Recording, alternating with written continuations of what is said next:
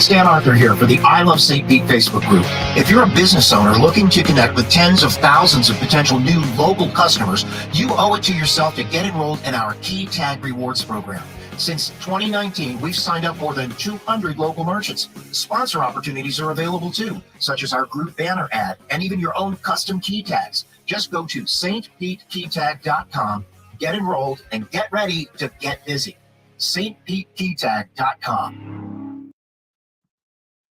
BetUS.com.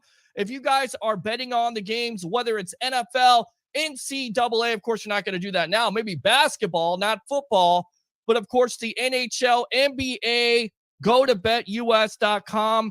You get a 125% sign-up bonus. And also, if you use this code right here, the promo code of TSW22, which, by the way, stands for the sports web, TSW22, or call that number 1-800-69-BET-US. Again, 1-800-69-BET-US, and put in that promo code TSW22, and I would really appreciate that. I've had 27 beers spilt on me.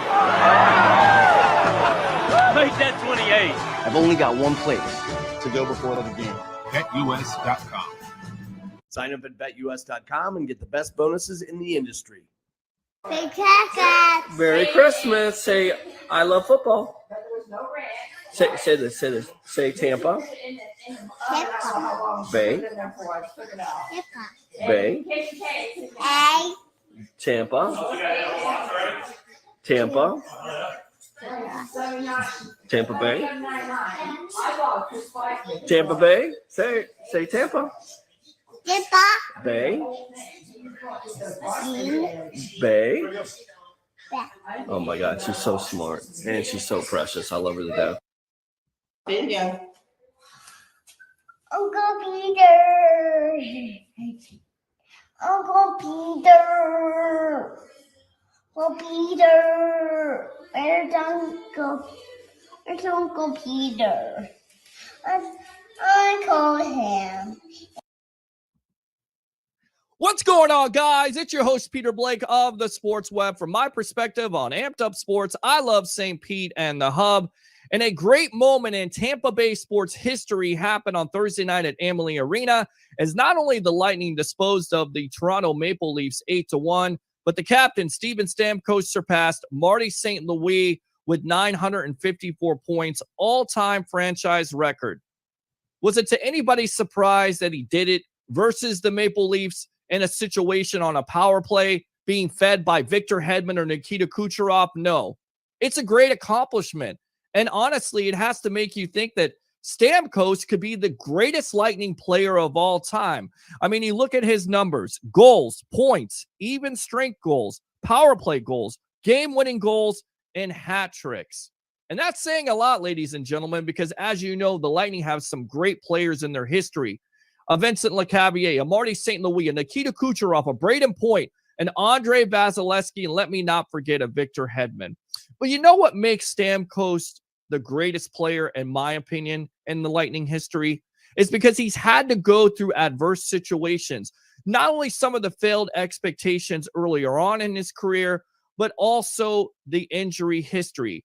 And still, Stammer is the captain of the Tampa Bay Lightning. Make no mistake about it. With that being said, who could forget Game 3 in 2020, where he just logged 2 minutes and 47 seconds on his first shot to score a goal to propel the Lightning to win their first Stanley Cup with him? And then, of course, they repeated. You would think he was done, but he's not. This year, 35 goals, 93 points. And then, unbelievable. They repeated. You know what else makes Steven Stamkos Tampa Bay's own? Because he could have decided to go to the Toronto Maple Leafs and took more money, but he decided to invest not only in the Lightning, but the Lightning fan base. Congratulations to Steven Stamkos in surpassing Marty St. Louis. And in my opinion, he definitely is the greatest Tampa Bay Lightning player of all time. For another edition of Peter's Perspective, live on Amped Up Sports, the Hub, and I Love St. Pete, I'm your host, Peter Blake. It's Stammer time.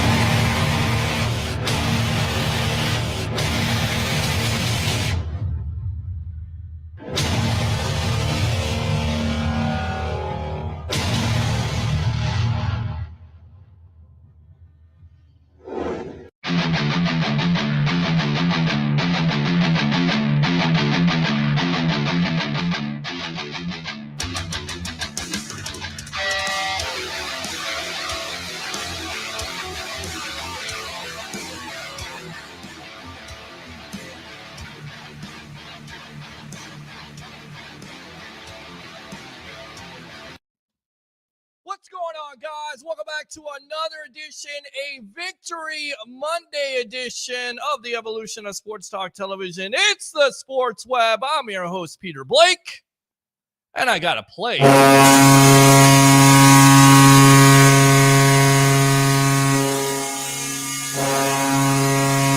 about your Tampa Bay Lightning? A third straight trip to the Stanley Cup Final versus the Colorado Avalanche. But some of the Lightning fans out there didn't necessarily believe in this team. Shame on you. What is it going to take? What is it going to take to make you believe that this team is for real? Would it be giving up the power play goal and then scoring 21 seconds after that? Would that be what it needs? What about Vasilevsky? Andre Vasilevsky in clinching games. How about that? This team continues to go on and on and on. So we'll talk about your Tampa Bay Lightning tonight. I know you got to be excited about it. Some of you fans out there didn't necessarily believe in this team, but it's time to believe. On tonight's show, we'll have JP Peterson of the JP Peterson Show of FanStream Sports coming up here in the next couple minutes. And then after that at 9:30, we'll have Jason Powers. And then afterwards, we'll take your phone calls as always. 727-255-0391. It's 727-255-0391. Want to hear from you tonight. We'll talk about your Tampa Bay Lightning and their game one of the Stanley Cup Final on Wednesday night against the Colorado Avalanche and the challenges that they face. We'll talk about Tom Brady's comments, which we didn't get a chance to get to. Some interesting stuff out of there. Bruce Arians making some comments this weekend. Maybe Devontae Adams. Once again, we'll see how it goes because the NBA Finals are on. I kind of want to watch it. But it's up to you. Once again, 727-255-0391. It's 727-255-0391. You've got to love it. They're down 2-0 in the series, and they win 4 straight games. In my opinion, they were the best team on the ice the other night, period. And I get it. Everybody said Igor Shesterkin, the New York fans saying he's better. He's better. No, he's not. No, he's not. He was great in that game, but it wasn't good enough. The best goaltender in the world, make no mistake about it, is Andre Vasilevsky, period. Let's go out to our guest for the night. We'll go ahead and play this once again. Here we go. Mr. JP Peterson of the JP Peterson Show, which can be seen and heard on FanStream Sports, Facebook, YouTube from 10 to 12. And also, your in-game host for Lightning Vision. Lightning fans, if you go out there, he does a tremendous job. Welcome to the Evolution. And I got to get your thoughts on this team. I mean, simply amazing, right, JP? Welcome. Man, I tell you what, good to be here, Peter. Always love doing your show, partner.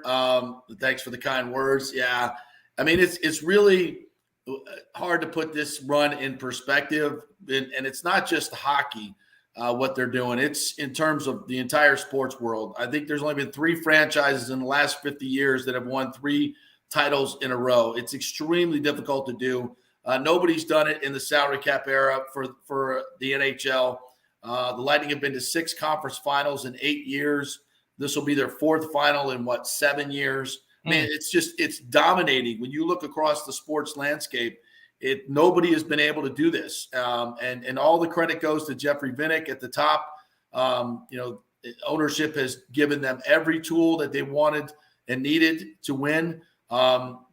John Cooper has just done a masterful job coaching these guys and being able to find motivation for them in times of, when you win 2 cups, that's the hardest thing to do is find the motivation, but they want to be special.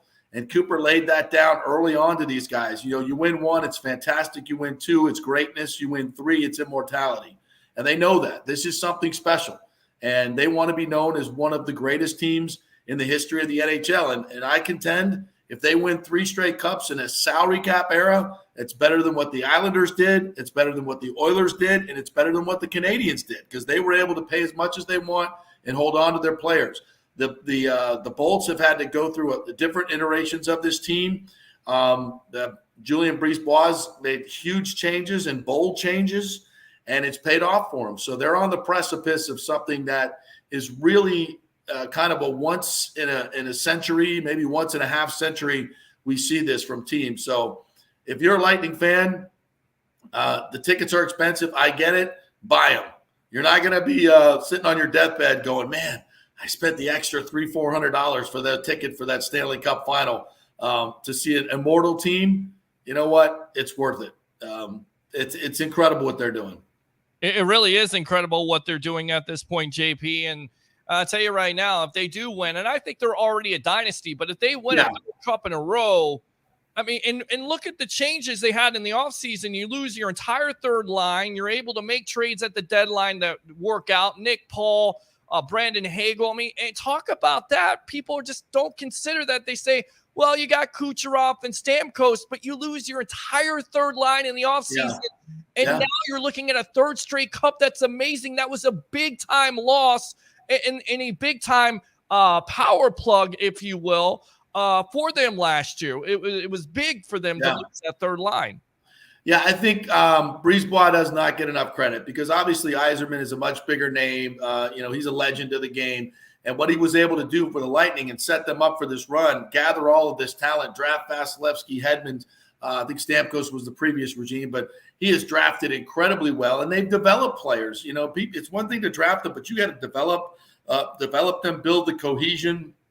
And I think organizationally they've done just a tremendous job of that. But Yzerman, for all the stuff that he did, I think he may have been too in love with the players that he drafted, and it happens. And bold changes needed to be made. This team needed to get more physical. They needed to be bigger up front.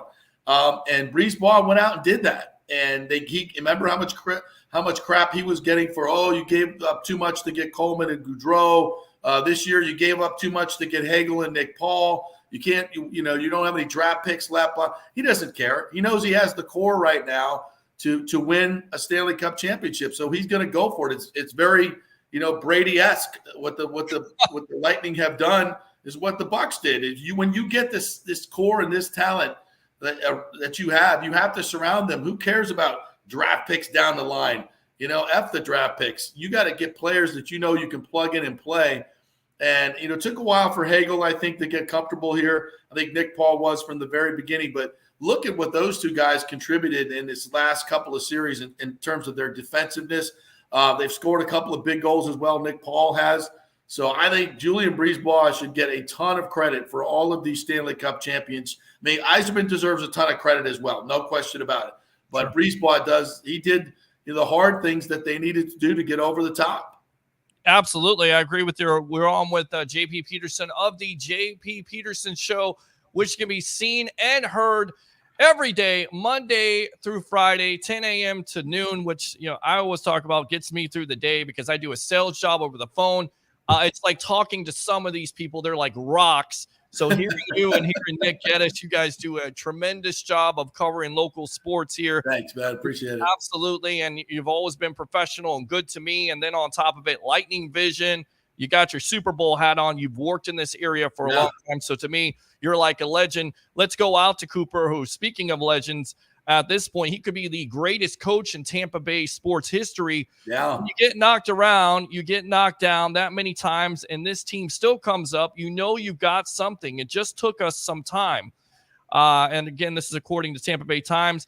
And they're back. They just keep coming back to back to back. It's so awesome to be a part of it, but it takes a lot of belief, a lot of courage, and a group from the owner all the way down to stick together.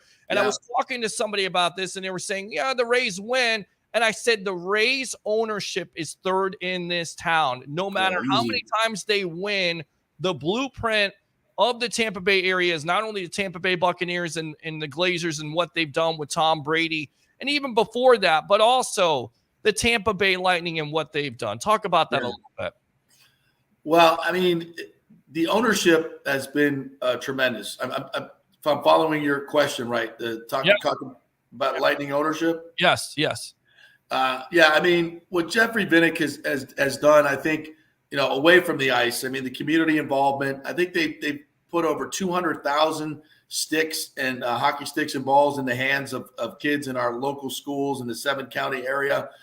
He's given away, I think, over $11 million in the community Heroes program, $50,000 per game. And he's built such a grassroots fan base that they've sold out almost 300 games in a row, including playoff games, which are very, very expensive. Lightning fans have spent a ton of money on these playoff tickets. They ain't cheap, and they keep filling the house. I mean, people want to talk and say this is a bad sports market. Look at what's going on at Amalie Arena. But it's not only that. And Cooper talked about this the other day. The consistency. I mean, look what's happening in Boston right now. Bruce Cassidy is fired after 6 very successful years. He's the winningest coach, I believe, in their history, or coming up in terms of percentage. And now they're breaking up the team. And, there were times when they lost to Columbus and they got swept out, that people were talking about, fire Cooper. There were times where we got to break them up. They can't get over the hump, blah, blah, blah, blah, blah. And that's not the way Jeffrey Vinnick operates. He knew that if he was patient, this core would build together, and they would get over the hump. And there, I mean, especially in hockey, you see Barry Trotz wins the Stanley Cup, he's out in the next year as a coach. I mean, they fire coaches like old underwear in this league, but that's not been the way that the Lightning do business. They're about consistency. They're about keeping a core together and building around them. And I think Cooper's the longest tenured coach now in the league. So, consistency wins. We talked about that in just about every sport. And Jeffrey Vinnick has been brave enough and smart enough to tell the naysayers and a lot of people in his ear, you got to fire this guy, you got to get rid of this guy, you got to do this.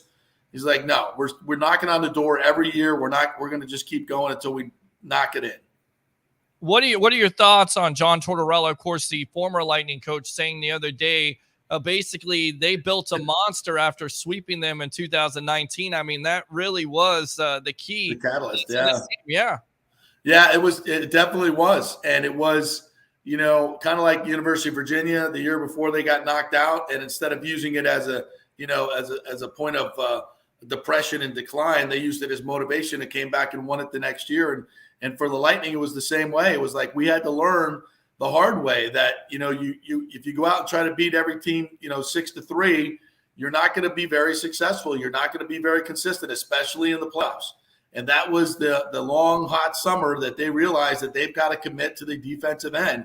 And if they only would do that and play defensive hockey, and you've seen it, I think they've done it better in this playoffs than they've done it in the previous two, in my estimation. Mm-hmm. They've got it down to a science now. They know how to take away the other team's best line. I mean, you look what Cirelli and Killorn that line have been able to do. There have been some other players interchangeable, but those two have been the most. And, in this whole playoffs, I think they've given up 3 even strength goals to, the Austin Matthews line, to the Zibanejad line, to the Barkov line. I mean, are you kidding me? They lead the Lightning in shifts played, and they haven't scored an even strength goal themselves. But you could probably credit them as being the most important part of winning this cup, because they've been able to keep the best lines off the board for the most part. And I mean, that's why this team is as good as they are. They can lock teams down.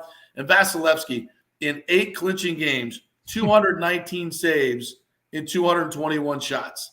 That's a ridiculous number. That's a .991 save percentage and a .25 goals against in clinching games with the best teams in the league when they're their most desperate. And those are the numbers that Vasi puts up. That's insane. I would say there is no stat like that in the history of sports. And that's why they're able to close out these teams. Yeah, 6 shutouts, nearly had a 7th shutout the other night on the power play goal. This is what Wayne Gretzky, the great one, had to say.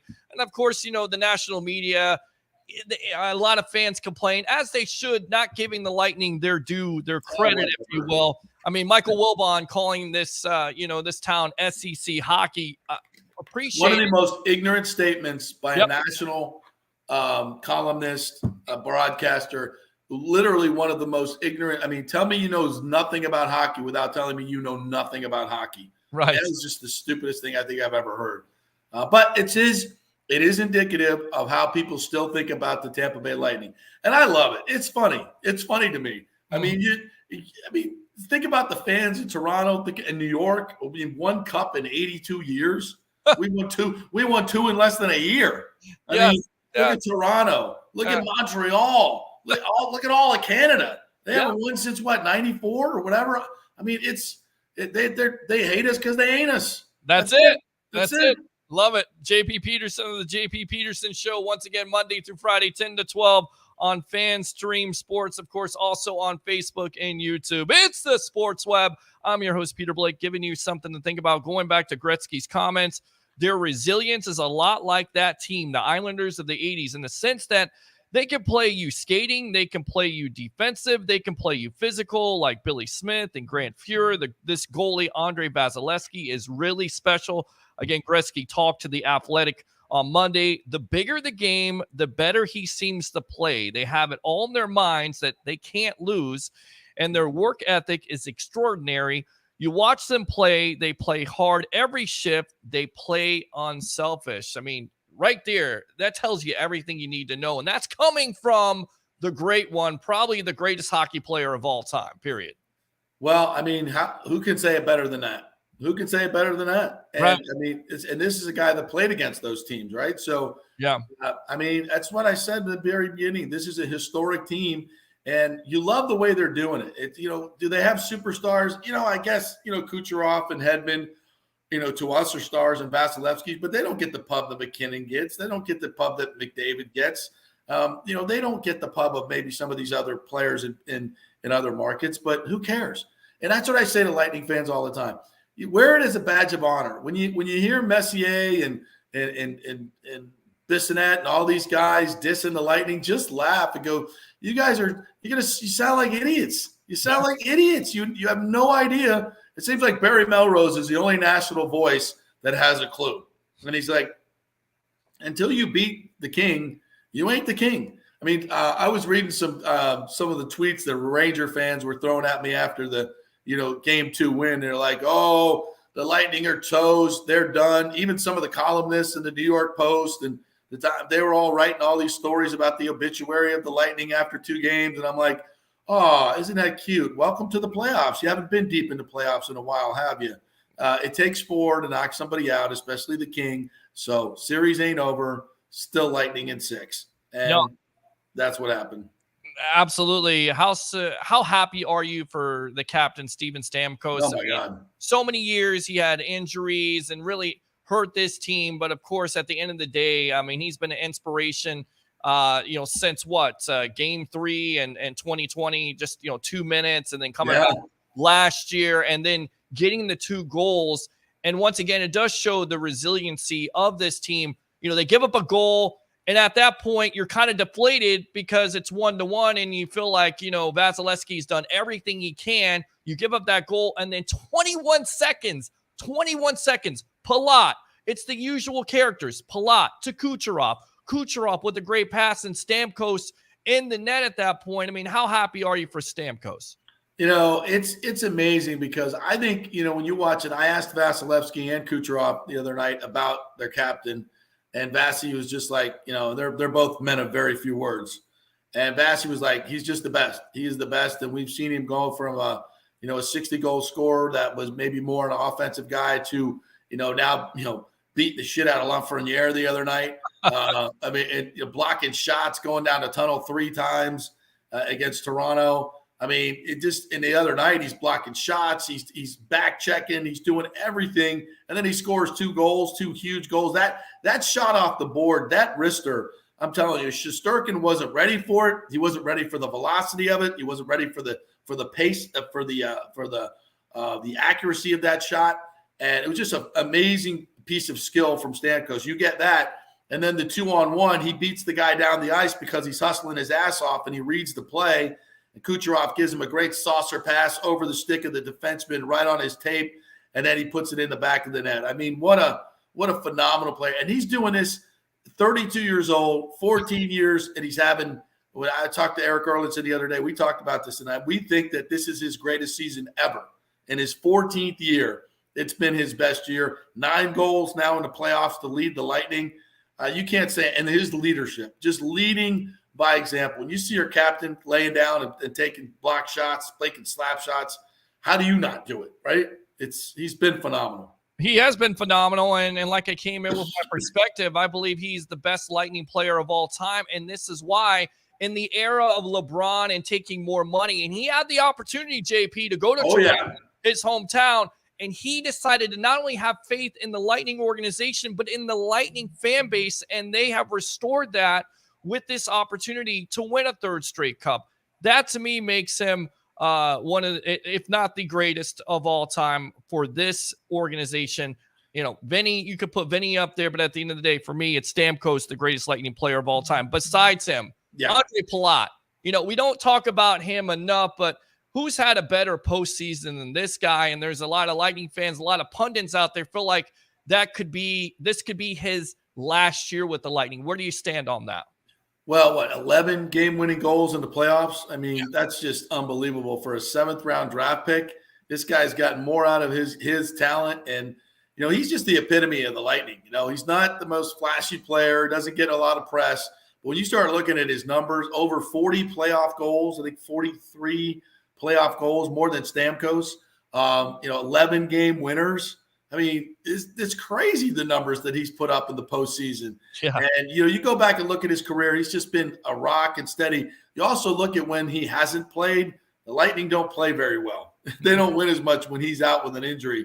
No. He's just really an interesting glue type of guy. I'm so happy for him. And you know, for him to get his name on the cup 3 times is a win for the everyman, the blue-collar guy. You know, he is the absolute epitome of that. And everybody can say, look, this is not Hockey Town, but Steven Stamkos has shown you, and this organization has shown you that it is Hockey Town. Yes, it is. JP Peterson of the JP Peterson Show, Lightning Vision. How do you see this series playing out? You know, I think the Lightning will have the advantage early on because we've seen historically teams that have 9 days off like the Lightning did. You get rusty. Your game, you lose your timing, you lose your puck management, you lose your legs a little bit. It's just you just can't simulate that in practice. So I think the Lightning will have a little bit of an edge early on. If they can steal one in the first 2 games, they like going on the road. They've got the highest winning percentage on the road in NHL playoff history, the highest overall winning percentage in NHL playoff history. So they're not scared of the road. Have a little bit of fear about the altitude. They'll have oxygen on the bench, and they'll probably have shorter shifts. That could definitely play a factor, but I like the matchup. Once again, I think in this series more than any other, they'll have a huge advantage in that. Vasilevsky over Darcy Kemper, who's had issues with his eyes, so we might, he may not even be the goalie every game. Obviously, McKinnon is a beast. They've got some really, really good players, but so did the Panthers, so did Toronto, so did the Rangers. The Abs are fast, but so are those other teams. And the Lightning have found a way. They're the find-a-ways. So I know they're the underdog in this by Vegas standards significantly. I think that's silly, to be quite honest. Mm-hmm. This team just knows how to lock down other teams and play a defensive game. And if they're, these Abs are used to scoring 9-10 goals a game, that ain't happening against Vasilevsky and the Lightning. No. It's just not. So, this ain't Mike Smith. This ain't backup goalies. This is the real deal, and the champions who are now 4 games away from hockey immortality. It's unbelievable. I like their chances. Lightning in 6. Yeah, I like the Lightning in 6 also, and I tell you right now, it kind of reminds me of Super Bowls in the past. Number 1 offense versus number 1 defense. If you know anything in Tampa Bay, JP, it's all about defense, and when you can have the blue line that you have with Victor Hedman and, of course, Ryan McDonough and all the guys there, and then you have the best goalie in the world, I think you can do anything you want to. With that being said, let's kind of switch gears, and then we'll get you out of here. Once again, appreciate the time, JP. Let's talk about Mr. Tom Brady had a press conference on Thursday. Let's go out to these comments when asked by the great Ira Kaufman of Joe Bucks fan about the Dolphins situation. Here were his comments. Here we go. When joining the Dolphins in any capacity? I mean, I had a lot of conversations with a lot of people, as I've had for the last 3 or 4 years in my career, about, different opportunities when I'm done playing with football. So, I kind of made a decision of what I'd like to do, and I'll get to be in the game of football. And I think for me, the most important thing is where I'm at now, and what I hope to do for this team. That's been my commitment to, this team and organization. It's been so much fun for me to come here 2 years ago. It's been almost 2.5 years now, and it's been an incredible part of my football journey. And it's not over, and we still got a lot to accomplish. So I got a long life ahead, and there's a lot of fun things to do ahead. I'm looking forward to what's ahead in football, but at the same time, none of us are promised much beyond what we have now, and this is the current moment, and I'm really excited about going out there to try to compete and win a championship. All right, welcome back to the Evolution. He didn't say no. You know what I'm saying? Like, he never said no out of that whole thing. It's almost like he's trying to avoid the question, and I get it. He's talking to everybody, but we do think there was some type of flirtation there between Brady and the Dolphins. And even though the Dolphins are, an absolute dumpster fire with the owner that they have there now, and of course, the lawsuit, I think, played a part into that. Anytime somebody offers you an opportunity to be a minority owner and then possibly a quarterback eventually to play against your old team twice a year, I think you'd consider it, right? Well, yeah, of course he did. And if you don't know, Stephen Ross is a big Michigan guy. So Ross and Brady have had a connection over the years. They're friends. It was a natural conversation to have, absolutely. And I think Stephen Ross was living in, fantasy land, just hanging out at the spinning teacups. He thought he could just get Brady for nothing, and he thought he could get Sean Payton for nothing. He was going to put them all together and magically poof, the Brian Flores thing was going to go away and they would be champions. Well, doesn't work that way, Stephen. Those guys are under contract, so you have to compensate those teams. And I thought, this is, from a Brady situation, did he talk to him? Of course he did. And just, I don't mean this in a disparaging way at all. But if y'all think that Tom Brady bleeds pewter and red, no. He came here because it was the best situation for him to win a Super Bowl. This is about Tom Brady. He's a hired gun like everybody else is in this league. If you want to have the fantasy that he's Mr. Tampa Bay and Tampa Tom and he's all in with us, whatever. It doesn't matter. He's playing in a Buccaneer uniform this year. Not a Dolphin uniform. This is the greatest home schedule we've ever had. Embrace it. And like he said, I'm all about the future. I'm all about what's going on now. And this is where I am now. What happened in the past, if you're upset about him talking to the Dolphins, that's on you. Every one of us would listen to any offers that come our way. And he decided in the end that the best possible way for him to win another Super Bowl was here. With Bruce Arians or with Todd Bowles and this organization. I don't believe Brady forced him out. Was he a little bit upset at the end of the year about how the offense went? Of course he was. They played like crap the first 3 quarters against the Rams. The last quarter, when they lost AB and Godwin got hurt, it was tough. And I think he was a little frustrated and may have been looking for some greener pastures, and maybe that was part of the retirement. But this was not some forced Bruce Arians out thing. That's not what happened. Bruce was ready to come back. They have a great relationship, but Bruce did something very altruistic that you don't see very often in this league or in sports in general. And he's always been about giving minorities an opportunity. And instead of just talking the talk, this is a guy that walks the walk. And he handed the keys over to Todd Bowles and gave him a Lamborghini instead of a Yugo next year with Blaine Gabbert and Kyle Trask. So Brady. He didn't say no. So, but who cares? So we talked to Stephen Ross. Big effing deal. He's the Bucs quarterback this year. We're gonna have our 3rd year with Brady, and that's all that freaking matters. All right, JP, really quick. Tom was asked, and then we'll get out of here on this about the BA situation. Here's what he had to say. Issues between you two at the end of the season? Zero whatsoever. Yeah, he and I have a great relationship, and I think that's part of why I chose here was because of Bruce. He and I have been as incredible communication, and I have great respect for him, and he knows how I feel about him. That's the most important thing. And I know how he feels about me. So Did those reports bother you, Tom? Because they didn't portray you in a flattering light, some of those reports. see, I don't read a lot of them. So I think part of just there's a lot of things that aren't right that are said, and I think the thing is you come out and try to respond to everything that's not right. We don't have to be right very often. You just have to be right every so often these days. And I think if people click on it, then you read more of it, and obviously they're clicking on it. So it's what people want and what's talked about, and it may not be accurate, but that's okay.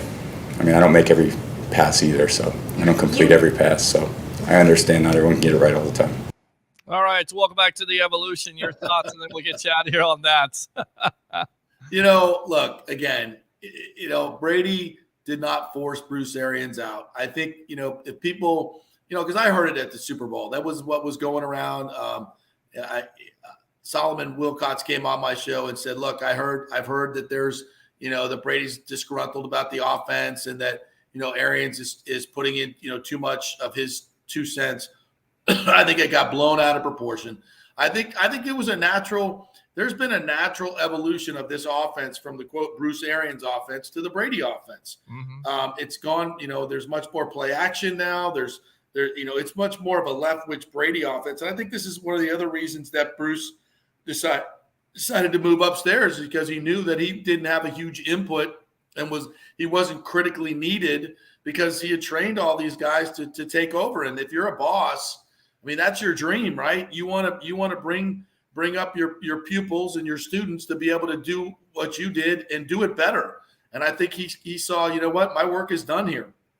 It's time to, as long as Brady's coming back, it's time to hand it over to Todd and Byron and let them go win it on their resume. And I think that's a hell of a thing for him to do. And I think, Brady set the record straight. One of the big reasons he came here was Bruce Arians. Mm-hmm. There were some other better situations. I won't say better situations, maybe somewhat comparable, but I think the coaching staff put him over the top.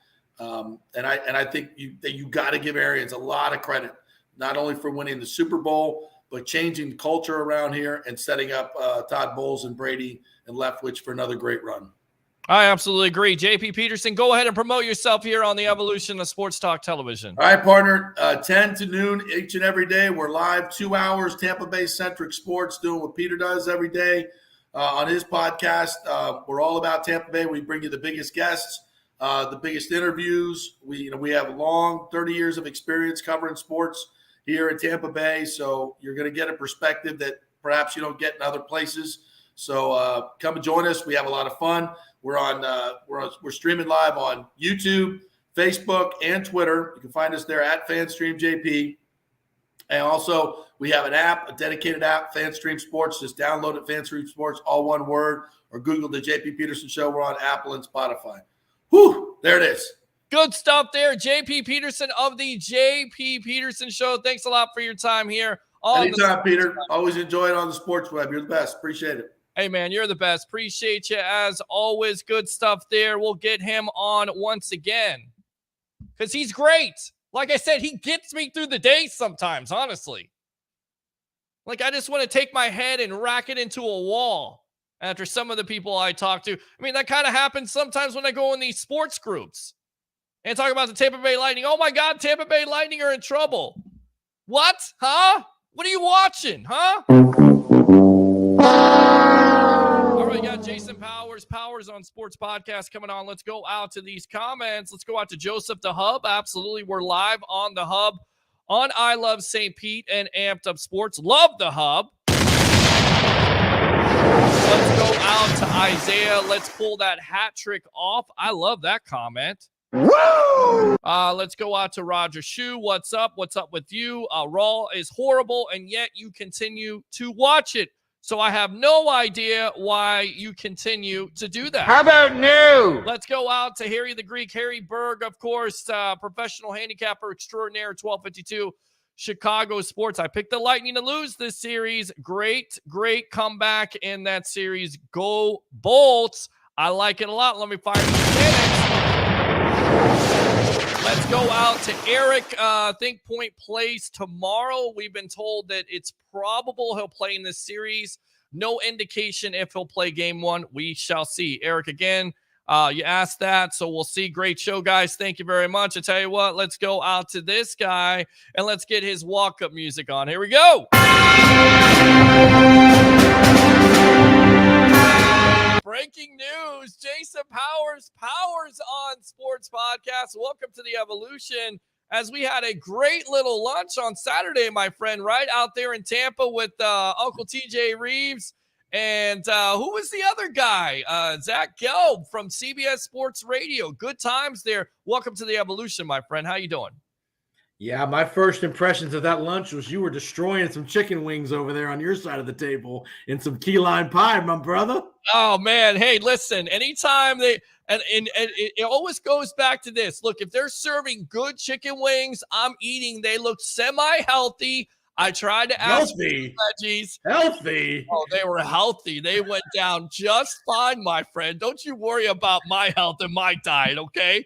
I was the one eating the salad and drinking the iced tea. Maybe next time I'll eat a salad. But look, when you go to a place like that, I got to try the wings. They were phenomenal. And speaking of phenomenal, talk about this Tampa Bay Lightning team and what they've been able to accomplish the last couple of years.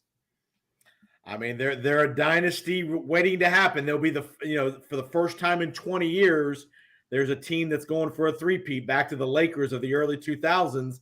There hasn't been a team in professional sports in the four major sports that's won 3 titles in a row. So they are truly trying to jump onto the Mount Rushmore of hockey teams, especially now that you think about the salary cap era that we're in the NHL, where there really wasn't a salary cap era back in the 80s with the Islanders and the Canadians and the Oilers and those guys.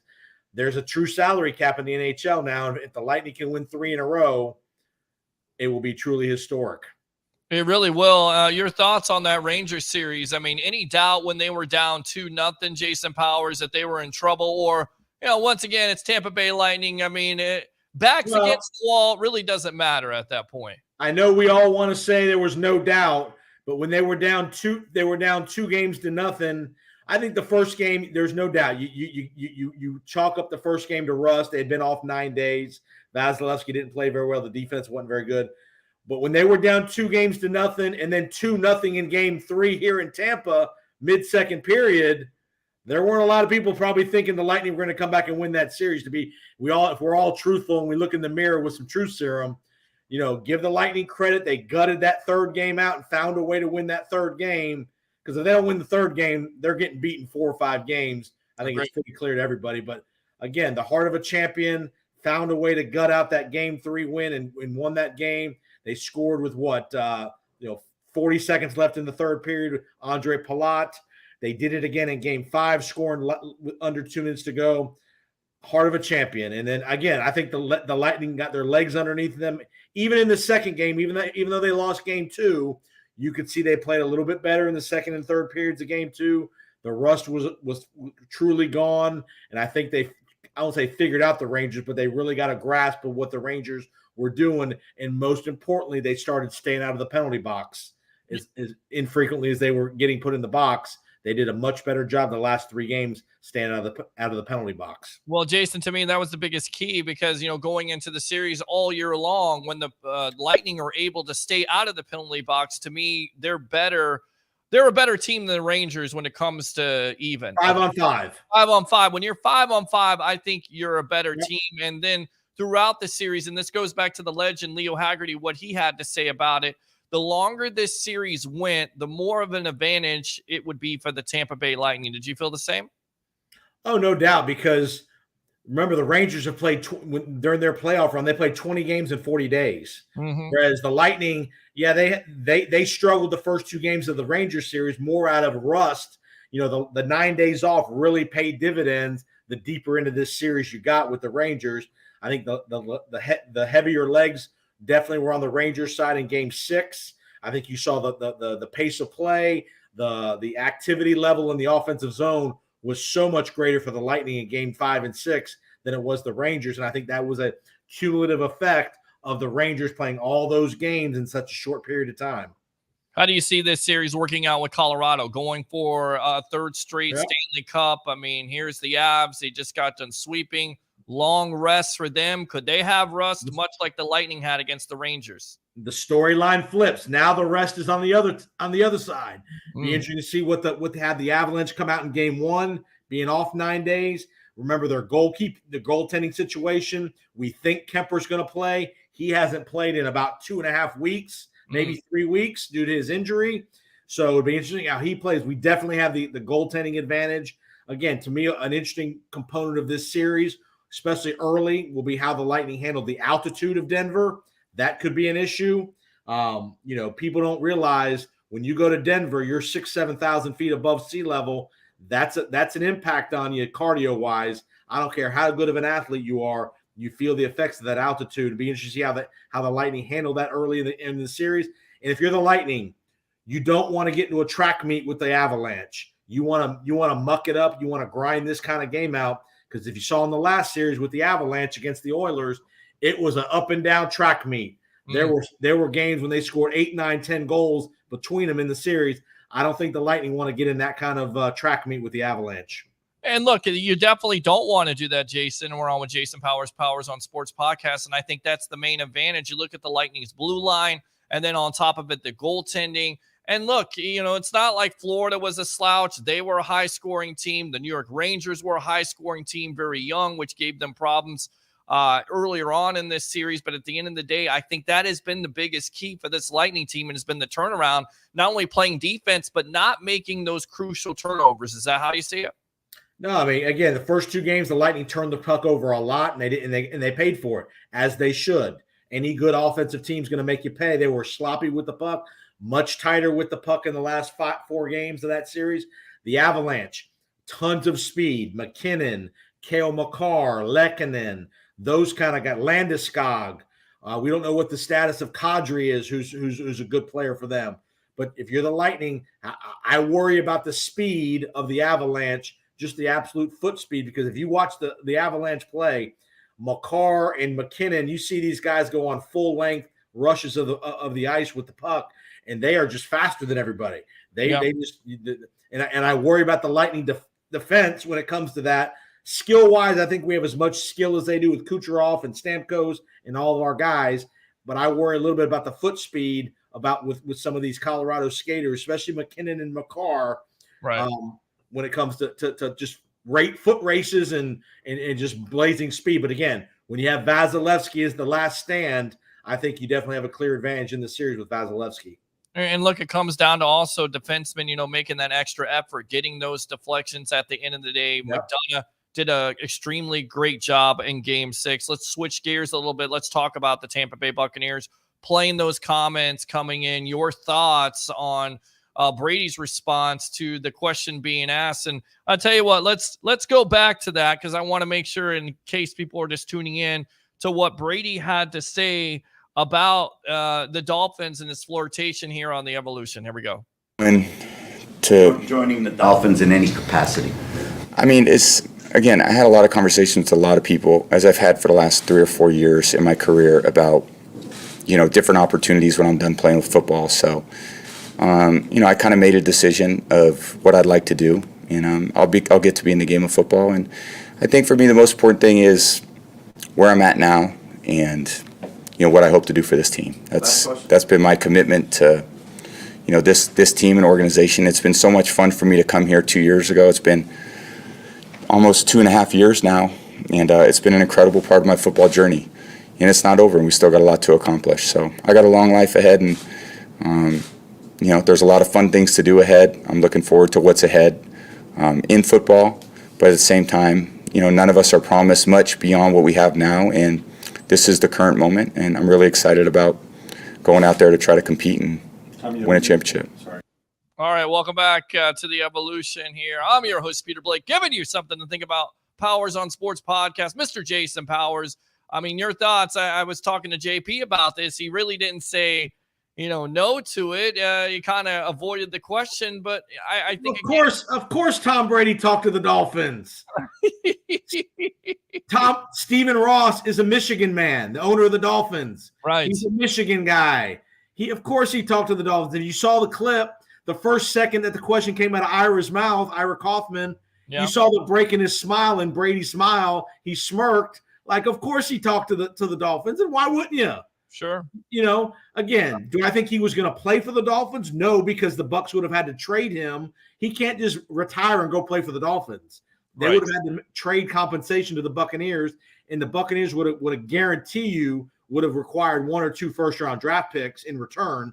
So the thought of him just going to play for the Dolphins, but I do think if he would have retired fully out of football, and he would have taken an ownership stake in the Dolphins, no doubt about it. And he might still in a couple of years.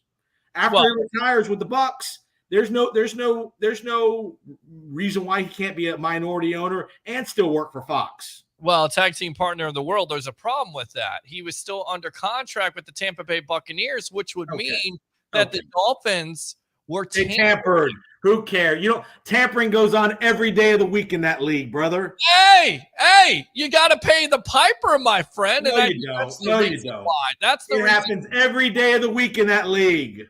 Well, you don't think if somebody said to Bruce Arians, "Here's $20 million, come be our coach," and he still had a role with the Buccaneers, he wouldn't take the phone call? I mean, again, it's called tampering. There's rules for a reason, and that means draft picks at the end of the day. So I think that's why he's never going to admit that he talked to the Dolphins. Correct. But you and I both know, and everybody in the Tampa media knows, that he did talk to the Dolphins, and that's okay. Whoop-de-doo. Well, I think it's a dumpster fire. But again, you have an opportunity, I guess, to be a minority owner and then possibly play quarterback. That's the thing. For me, he couldn't have done both. He couldn't have done both at the same time. I think they were trying to make him a minority owner and then say, you know what, we're going to make you a quarterback. We're going to try to slide this by the Bucs. And I just think, good for the Brian Flores lawsuit at the end of the day, because that could have happened and that could have been a messy situation. Well, reports came out today. They offered Sean Payton $20 million to coach, 5-year contract for $100 million to coach as part of the deal. And he, by the way, I believe he's also still under contract. He is. The Dolphins don't care. I mean, and that's what I'm talking about. What I get it. Maybe you want a quarterback. It's a nice area to live in. You got Tyreek Hill. Who knows if that's going to work out with Tua? But of course, it's going to work out with Brady if he's there. But again, you got to play the Patriots twice. I know it's not the toughest division, but it's a garbage organization compared to the Tampa Bay Buccaneers. So in my estimation, he dodged a bullet. But I would say this, Peter. Many people thought at the time Tom Brady came to Tampa that the Buccaneers were kind of a garbage organization. I don't agree with you. Not garbage, but they were on the downslide. Right. Maybe.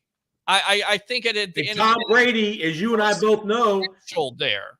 Tom Brady is a culture changer. You don't think free agents wouldn't have came to Miami if Tom Brady signs on the dotted line? Sure.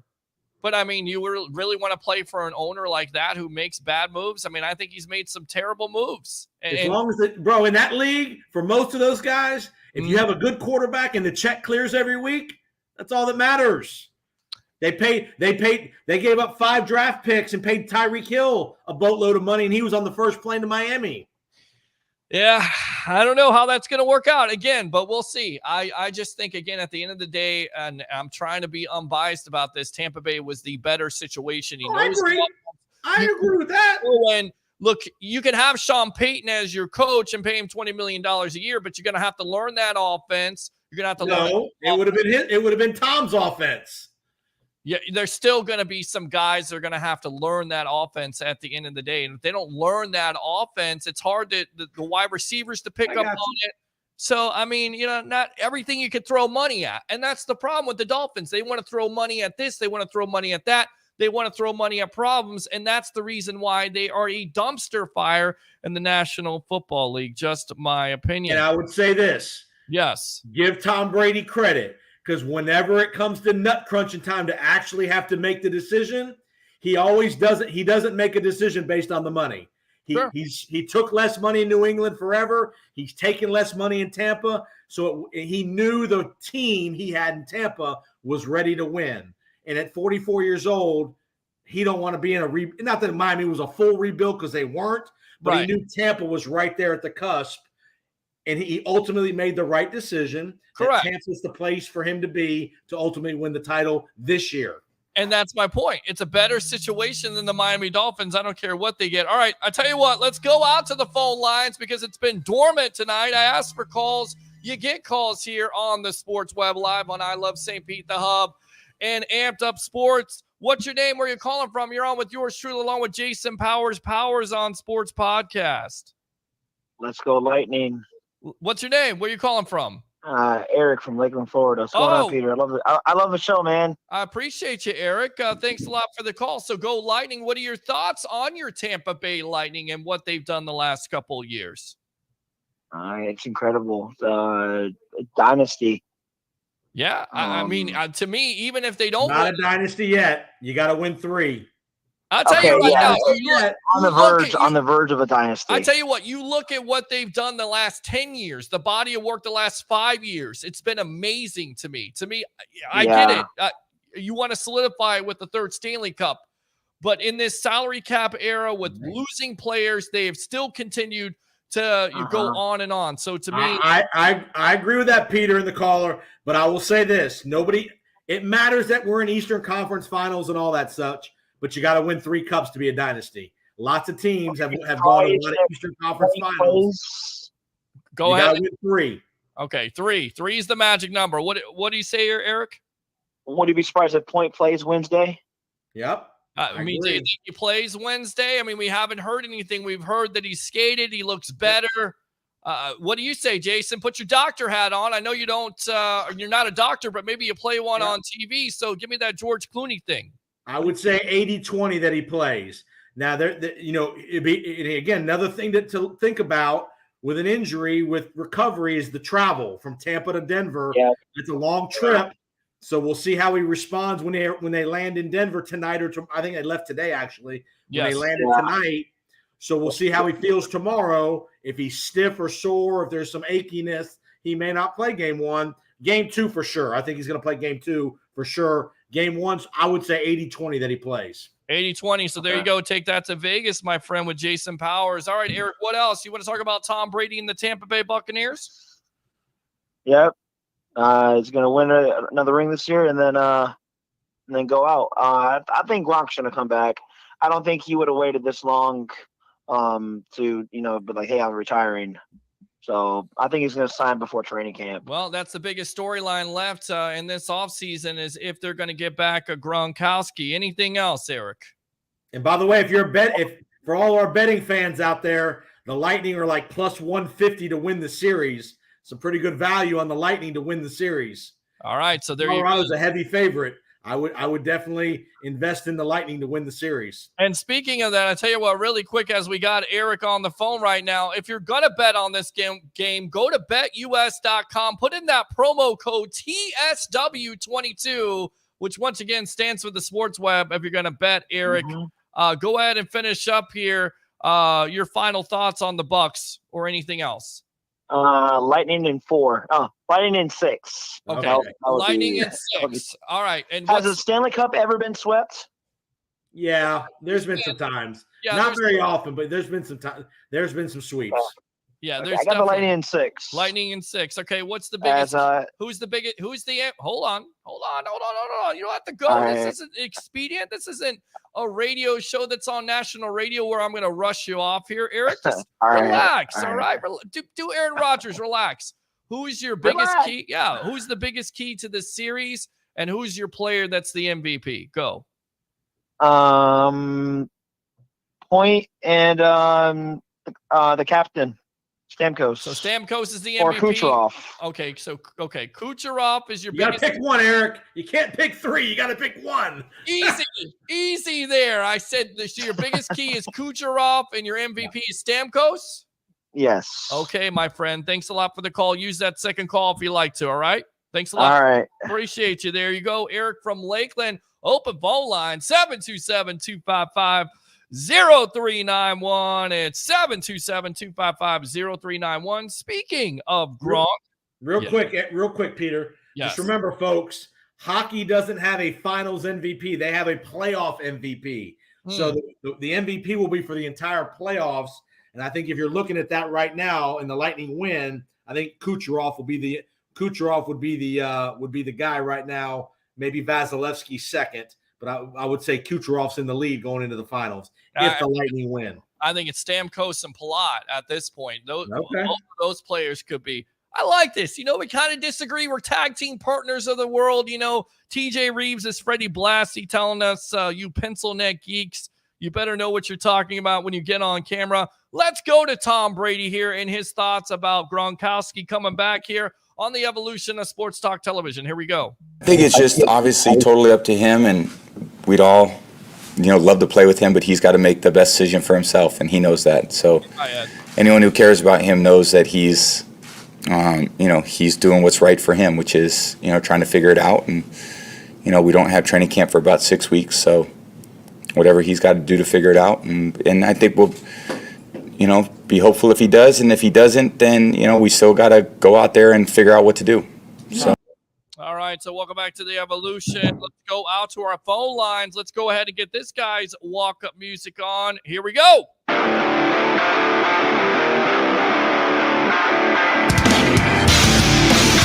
All right, Ed from Palm Harbor, where I'm also a resident now. Welcome to the Evolution. What do you have to say? Yes, sir. Great. Yes, sir.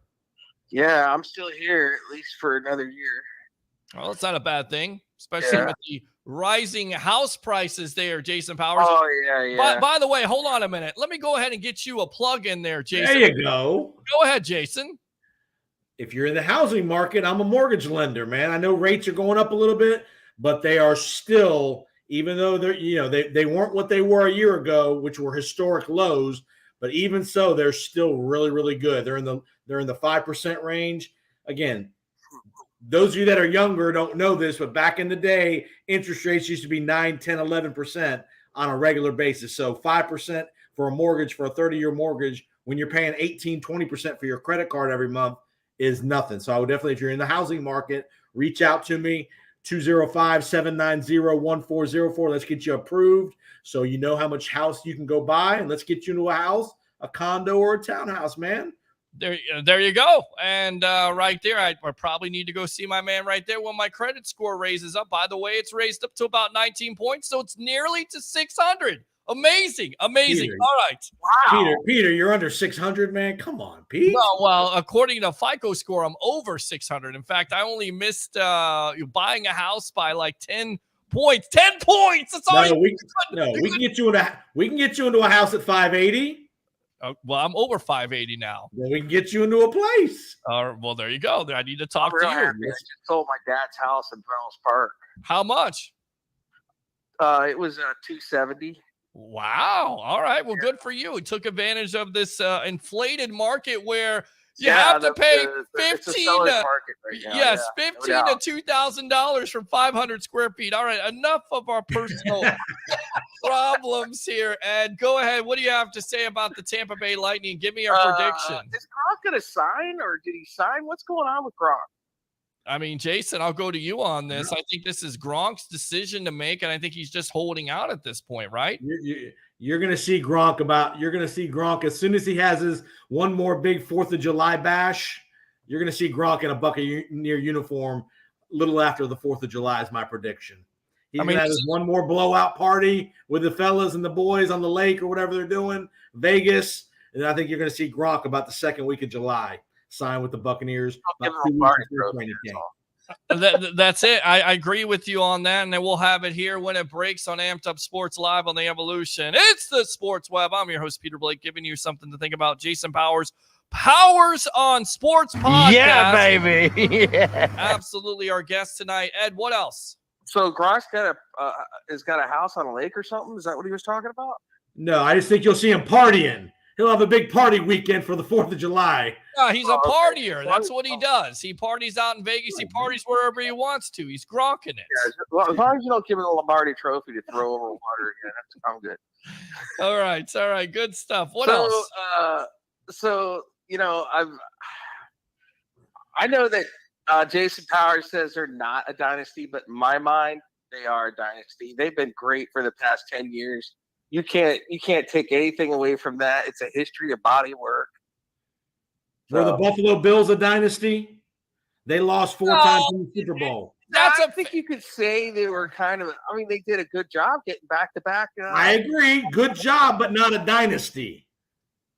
I still think it's pretty. Listen, I think it's pretty amazing in this 10-year span. Not only what this organization has done with ownership, but the way they've been able to keep their own around. When again, you're in the era of LeBron, where you take more money and go somewhere else, especially as Steven Stamkos. So I tend to agree with you, but again, he's right. You got to win 3. You got to win 3, or 3 out of 4. Well, if you lose this year and you win next year and you win 3 out of 4, a lot of people think that's a dynasty too. So, but a dynasty is not 2. You're joining You're joining the Islanders at that point. You got the Chicago Bulls. I mean, these are some of the greatest teams. Islanders have like 24 cups, right? The Yankees won a bunch, 4 out of 5, I think. Right. See, you gotta win either 3 in a row or 3 out of 4 at the minimum. 2 ain't gonna do it. New York have like 24 cups. Stanley Cups? Who? New York? The Rangers? Yeah. No, you're thinking Canadians, maybe the Canadians. Canadians. That's who you're thinking of. Yes. Yeah, the Canadians. Yes. Right. Have 24 cups. Yes. And Peter, here's the funny thing about this whole dynasty with the Lightnings. In all seriousness, a couple of years ago when they won their first cup, if the Lightning don't get out of that first round series against Columbus, remember the first game of that series was like a 4 or 5 overtime game. Sure. And they had just lost to Columbus the year before by getting swept as the number 1 seed. Sure. John Cooper would have been fired if they lose to Columbus a second time. Cooper would have been gone. I don't necessarily believe that, because again, I go back to what JP said.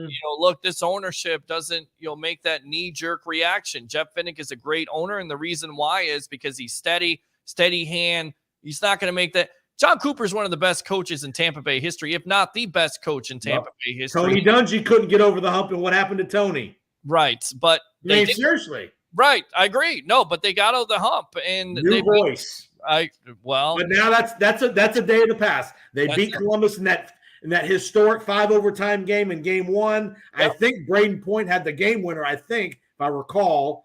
But I mean, that was the bugaboo was Tortorella and Columbus following the 4-game sweep the year before. So again, I just think it would have been interesting. There was a lot of pressure on the Lightning on that first round matchup in that 2020 season in the bubble. I agree with you on that. Yes, the COVID Cup, as people would call it. All right, give me a prediction here, Ed. How many games does it go between the Lightning and Avs? Who is your biggest key, and who is your MVP for the postseason? Go. 7 games. Okay. I think this is going to be a dogfight. Okay. And I just think that the Lightning's a great team. There's no doubt about that. But they have to go up and take on the Avalanche, who's got a lot of good skaters. Sure. And got a lot of great speed, just like the Lightning do. This is going to be an evenly matched game, I think. So I think it's going to go 7 games. And I'd like to see, I don't know if it's going to happen, but I'd like to see Steven Stamkos get MVP. How many does he have, by the way? I don't think he's won MVP. Never won postseason MVP, but it's a great question. And to me, I think it's the captain's or it's Palat, especially with Palat scoring. The way he's doing. It's amazing. A lot of it will be decided on who plays big in this series. Yeah. I think Kucherov's in the lead, but if Stamkos has a big series, I mean, it's up for grabs. It's a good problem to talk about if they win. All right. Good stuff, Ed. Anything else here on the evolution? Oh, that'll be good. I'll talk to you later. Have a good night. All right, let me give you the woo. Woo! Appreciate you as always, Ed from Palm Harbor. Use that second call. We got lots of calls tonight, lots of open phone lines. 727-255-0391. It's 727-255-0391. Let's go out to some of these comments here. Great show, guys. Again, from Roger Shue. Avs in 6. This is what you get for saying that. Shut Of course, he says, just kidding. I will say this, Peter. Yes. Critical that I think game 1 is huge for the Lightning. Okay. This is the time to take advantage of them being off for 9 days. You're still in a good rhythm playing. You've had plenty of rest since Saturday night. Game 1, if they lose game 1, I'm going to be a little nervous because that's the game to get Colorado, especially and grab the home ice advantage. All right. Good point. I like it a lot, but I think the Lightning can get out to an early lead here with going back to what you said. The Lightning were rusty. Maybe the Avs are rusty with all that time off. Hey, guys, sorry I'm late. Christopher Cole, thanks a lot for tuning in, as always, my friend. Then he goes on to say, my score is 750 or so. There you go. Yes!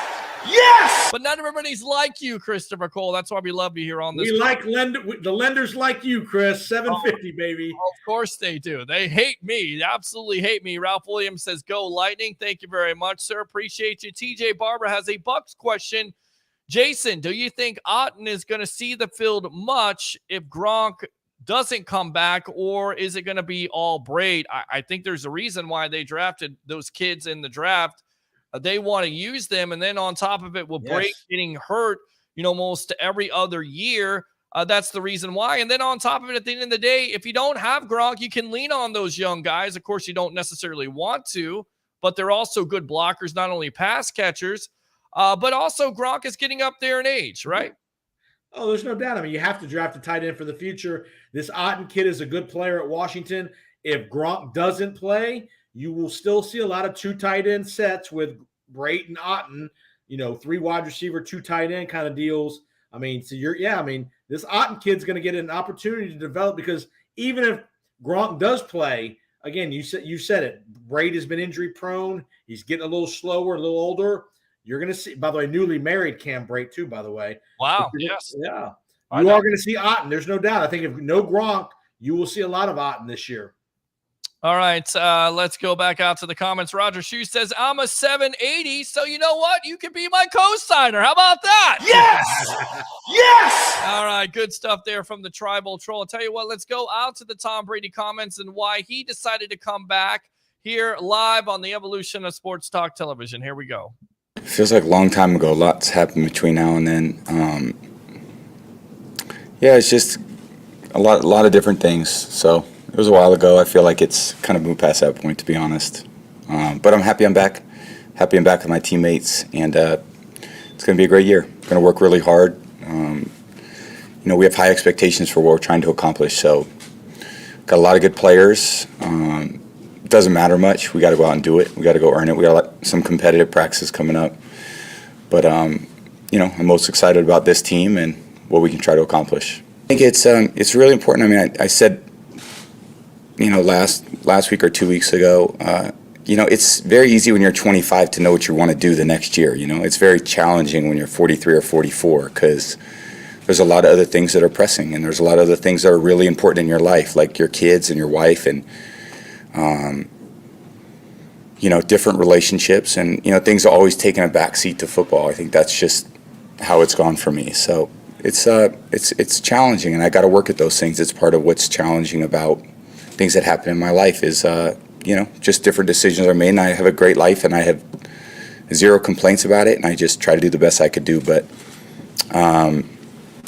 there's other very significant, important things that happen, and I think when the football season starts, everybody knows that it's 100% football, and it's just the way you have to be, and it's a big commitment to make. And then in order to play every game, you got to train really hard. So I got to train really hard at 44 years old, which is a big commitment, and to try to make those decisions have their challenges, and it's not like it was when I was 25, but I don't think any of us feel like when we were 25. But thankfully, for good reasons, there's parts where I'm happy I'm not 25, and there's other parts where I wish I felt I was like a little more like 25. But I have a very complex, tricky life in different aspects, and just trying to navigate it the best way I can. Good stuff there. I thought it was well detailed. Again, you feel like you're 25, but you're not 25. He's going to be 45 in August. I mean, your thoughts on those comments? And here's the other thing about we talk about Tom leaving the Bucks and going to play for another franchise. Tom doesn't. As you get older, you don't want to pick up and move a whole lot. Tom didn't want to have to pick up and move and go to another complete new city. And I know he knows Miami. Giselle likes Miami. They go to Miami, but having to move to Miami, move the kids again out of school, find new schools, all that stuff. I think as long as Tom will not play for another team in this league. Tom doesn't want to be the kind of guy that his career ends up when he's bouncing around there at the end. He's going to play for 2 teams. He's going to end it with the Bucks. When he ends it with the Bucks, he might move to Miami and go be the owner while he's working for Fox. But as long as he's playing, he's going to be a Tampa Bay Buccaneer. Yeah, and he's got that 10-year, $375 million contract with Fox Sports. So not too bad of a situation. Tom will never see the end of that 10 years, though. I think you'll see Tom Brady in the booth for 5 years max. Is he better than Tony Romo? Is he better than Drew Brees? Anybody's better than Drew Brees, right? I mean, 1 year and he's gone with NBC. Were you surprised by that he decided to get out? I mean, he didn't. No, he didn't decide to get out. They kind of kicked him in the butt and said, "Hey." That wasn't a Drew Brees deciding to leave NBC. It was NBC escorting him out the door in a nice way. Yes, in a nice way. So, do you think Tom is better than Tony Romo, Troy? I mean, we have no idea. We'll see. That's the beauty of it is we don't know. I asked you. What do you think? I mean, with his personality and trolling and everything like that, being if he's willing to be critical, then he has a chance to be really good. But if you're gonna say everybody's the greatest thing since sliced bread, then you're not. I mean, it's not gonna go great. You have to be willing when you're the number one guy. Give Romo credit. You have to be willing to be critical. You have to be willing to question coaches. You have to be willing to question other players or teammates that you used to play with. And we'll see if Tom's capable of doing that. I don't know. Kick you out the door. Keep it up. All right, so let's go out to Bruce Arians, his comments to the Tampa Bay Times. I was going the other way. I was thinking he wasn't going to play. I was thinking about who we are going to get, who wants to trade. There wasn't anybody to draft. That was obvious. Me to the public, I was fine. The two we had, Blaine Gabbert and Kyle Trask, because I've seen Blaine win and a good team behind him. Had Tom not come back, I probably would still be coaching. I couldn't give Todd that situation. It was 90% that this year would be my last. And of course, Arians will turn 70 in October. 70 years old was going to be it. Your thoughts on BA's comments about if Tom doesn't come back, he would be coaching, of course, left Todd with a better situation. I think it's admirable for him to say that because we all knew when Bruce Arians got hired 4 years ago, he wasn't going to be a 7 or 8 year coach here. He was going to be a 4-year kind of guy. If he had success, great. And if it didn't work out, again, he was big game hunting at the quarterback position after that first year with Jameis. I'll give him credit for saying he wasn't going to stick Todd Bowles with a disaster because it wouldn't have been good for Todd to go with Blaine Gabbert and Kyle Trask for a year. So they would have made a trade had Brady gone somewhere else or retired, or the Bucs would have made a move for somebody that would have been an upgrade over Blaine Gabbert and Kyle Trask. I'm convinced of that. So what would have been a Russell Wilson kind of guy? We don't know, but they would have made a move. They weren't going, like you and I discussed months ago. Yeah. They weren't going with Blaine Gabbert or Kyle Trask as the day one starter. I know we've talked about this, and this is kind of off subject, but it's kind of on subject with the quarterback that supposedly the Bucs were interested in.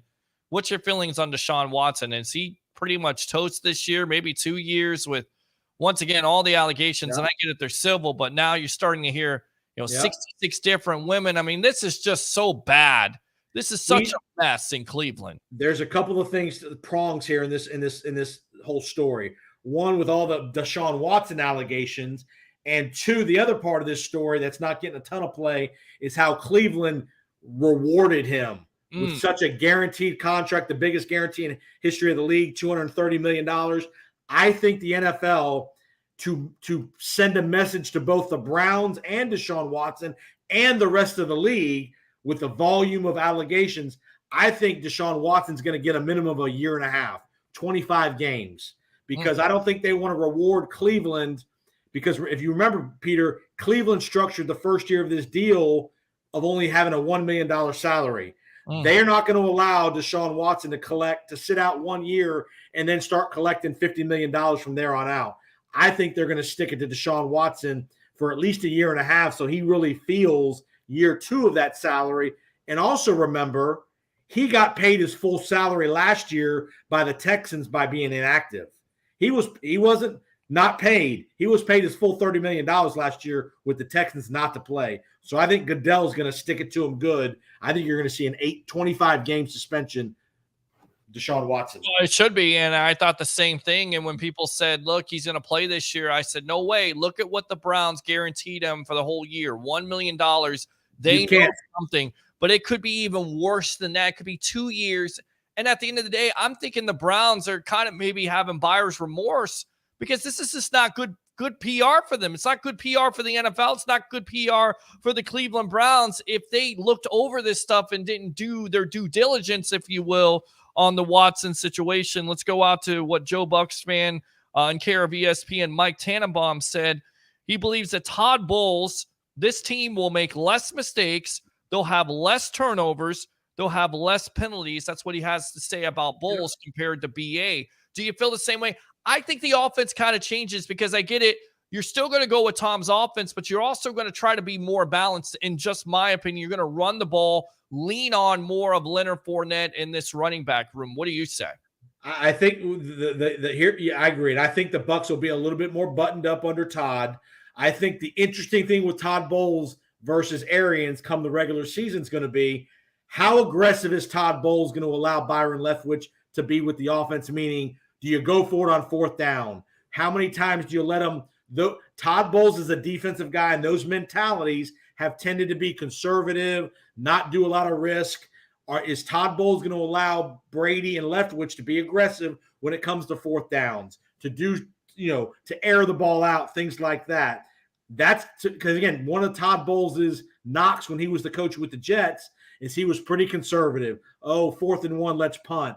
Oh, that kind of stuff. I want to see how aggressive Todd Bowles is going to be in game with his game management as far as allowing Leftwich to control the offense and do what they want to do. Look, I love Todd Bowles as a coach, and I think, again, you look at that record versus the Jets, it's ridiculous because it's the New York Jets just in the season, so that's not necessarily on him.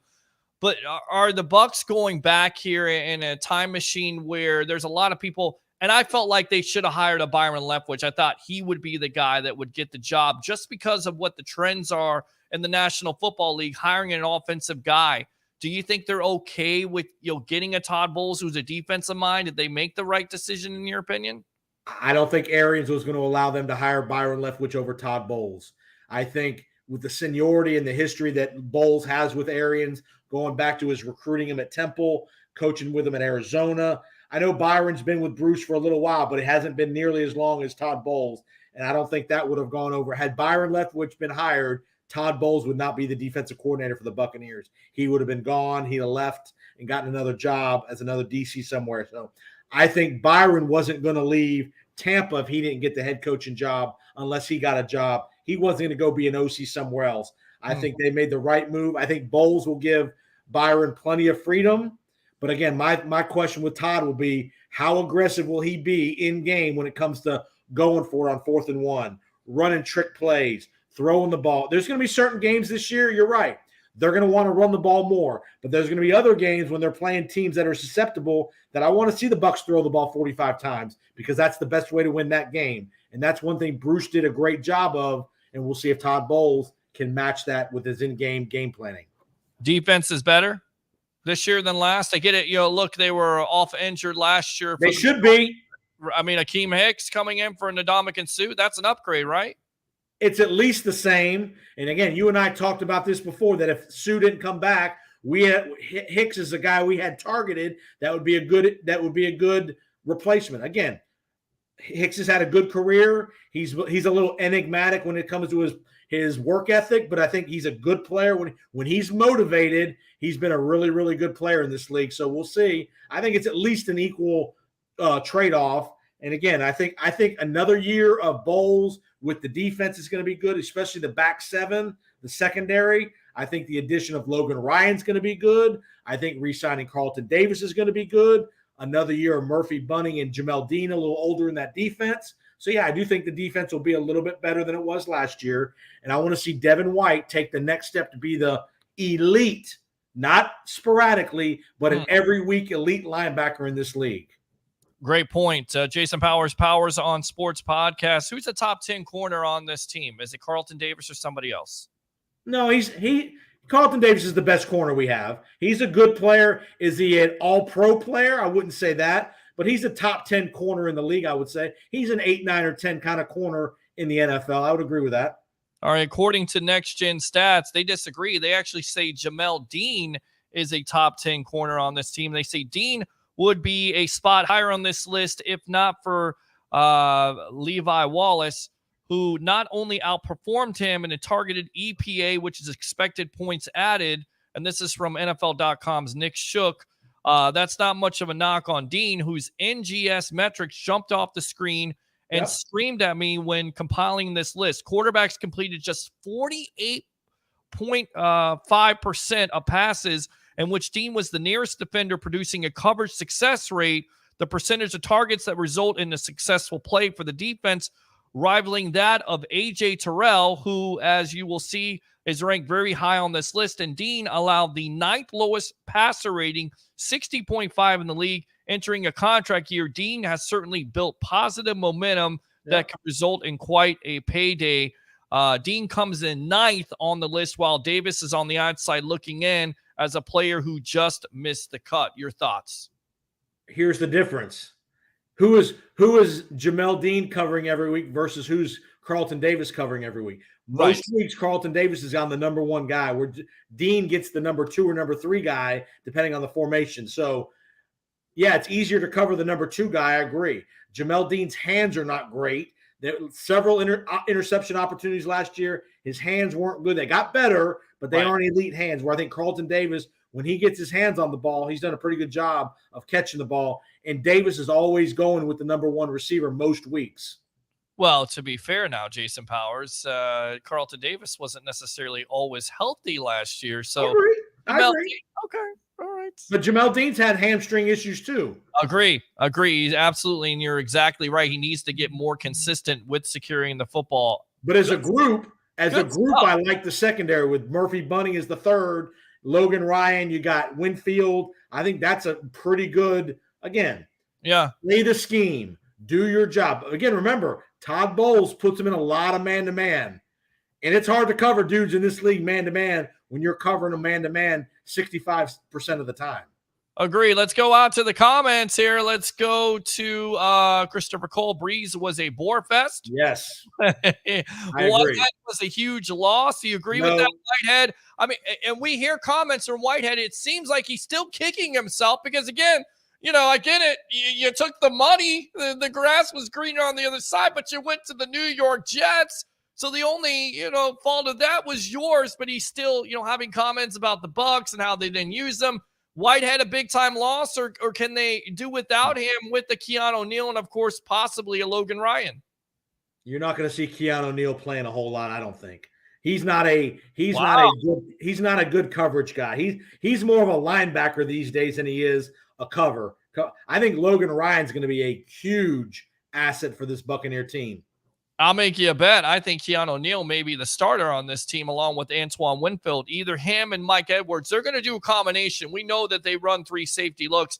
I think Logan Ryan is more in the realm of being a guy that could be in the slot, that could challenge Sean Murphy-Bunting. Just saying. It might be. I mean, again, Bowles is going to go with the guys that know where they're supposed to be when they're supposed to be there. Mike Edwards, noted for being in the wrong spot at the wrong time, not doing his job.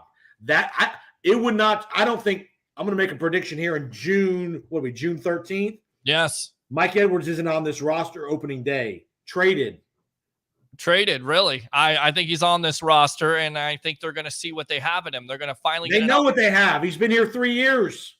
Well, but he hasn't gotten a chance to start full time. It's always been a combination of him and Whitehead, because either one of those guys are injured or they mix them around. I think they're going to figure it out. And that's why I believe, Jason Powers, that Keanu O'Neal is going to see the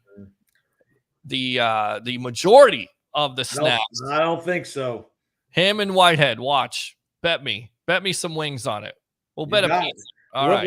What percentage of the plays do you think he's going to be in there for? I think he'll be more percentage than Mike Edwards. How about that?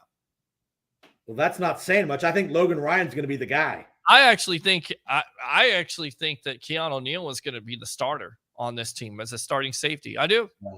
I think that's the reason why you picked him up. They see the potential. Yeah. He was out of position. He was out of position as a linebacker for the Cowboys. That's why he switched over. They feel like they upgraded. On top of it, he used to be, a first-round pick? I mean, but he was not a cover guy. He was an in the box run defender. Well, they'll mix them around. They'll mix Neal and Edwards around, but the majority of those snaps will go to Neal. Bet me.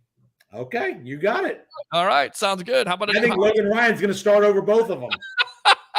I think Logan Ryan is going to be a guy that's going to be the slot, but you may be right. We'll see. Well, then where's Murphy, Bunting, and Dean going to go? Well, I think, again, that's a good problem to have.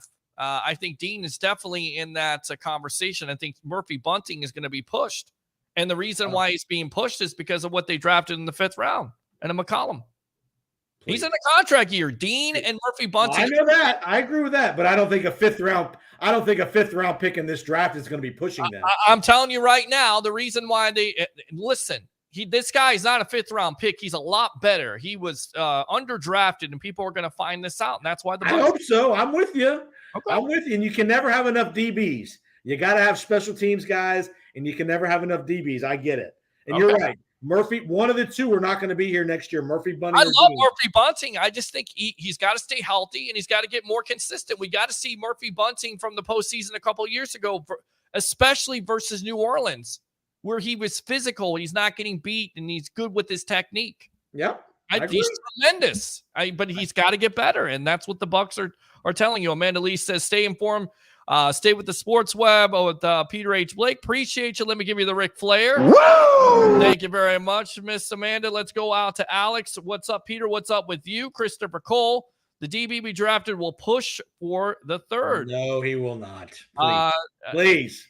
Please. I think he's going to push. I don't know if he's going to push for a starting position, but I think, look, if Sean Murphy Bunting or Jamel Dean for that matter, I think Dean is more the likely guy that's going to be signed, because I don't know how much money you devote to that cornerback position because you've already made Carlton Davis highly paid. But if out of those two players right now, I'm most likely signing Dean off of what you saw last year. Yeah, that's not to say that Murphy Bunting can't improve, because he's going to improve, but he's got to stay healthy. He's got to get more consistent. But again, there's a reason why the Bucs drafted McCollum in the 5th round. Just saying. If it was that good, why'd they take him in the 5th round? That I don't understand. But are we going to sit here and say that scouts are God and they know everything and they don't miss some people? All right, then. Well, you're putting all your eggs in this guy's basket, huh? I'm just saying, there's a lot of potential there. I remember we were talking last year about this time, and the guy you were blowing up and you were slurping the Kool-Aid was one Jalen Darden, and he turned out not to be very good in year one. Yeah, listen, when it comes out that Tom Brady was the one that handpicked him, we'll see what happens. I still think they sign a wide receiver, and that's good that you get to that. Let's read this last comment because I like this. My favorite sports broadcaster, # Peter Blake. I like that. Thank you very much, Queen A. Appreciate it. I can't get any love over here. Just because I'm in Hillsborough County, I can't get any love, man. Come on, folks. I'll tell you what, I'll give you some love. Go ahead and promote yourself really quick, and we'll get back to this conversation. Check out the Powers on Sports podcast. You want good content, opinions, strong opinions, good interviews? We got them, man. We talked to Peter Blake. I even talked to Bruce Arians' wife, Christine. Nice. We'll be talking to her this summer. You will hear Christine Arians on the Powers on Sports podcast sooner rather than later this summer. We'll try to get some of the lowdown. I'll tell you what, let's go back out to Ed here. Let's get his walk-up music on. Here we go. All right, Ed, welcome back to the Evolution. What do you have to say about this debate? Possibly Bucs secondary or something else? Go ahead. Well, I'd like to talk about the Bucs secondary. Okay. You really can't judge this secondary. Hold on a second. Yes. Sorry. Yeah, please get into a better situation there in Palm Harbor, my friend. I'm sorry. I had you on speaker by accident. I'm sorry, man. Oh, hold on now. We got to hold on now. She says, much love to Jason Powers. So there you go.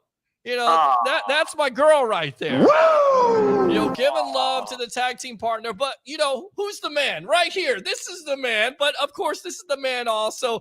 Ed, you're the man. Go ahead. All right. So last year, they were all beat up. Most of them didn't even get back until week 11 or week 12 or week 13, the whole secondary. So really, we can't really judge them until they come out and show us something this year. and not get injured, because that was just crazy how many injuries they had last year. Oh, I I've agree. never seen that ever happen. I agree. You had all kinds of injuries all over the place. You had to call on the greatness of Richard Sherman, who's obviously lost a step or two, more than one step or four.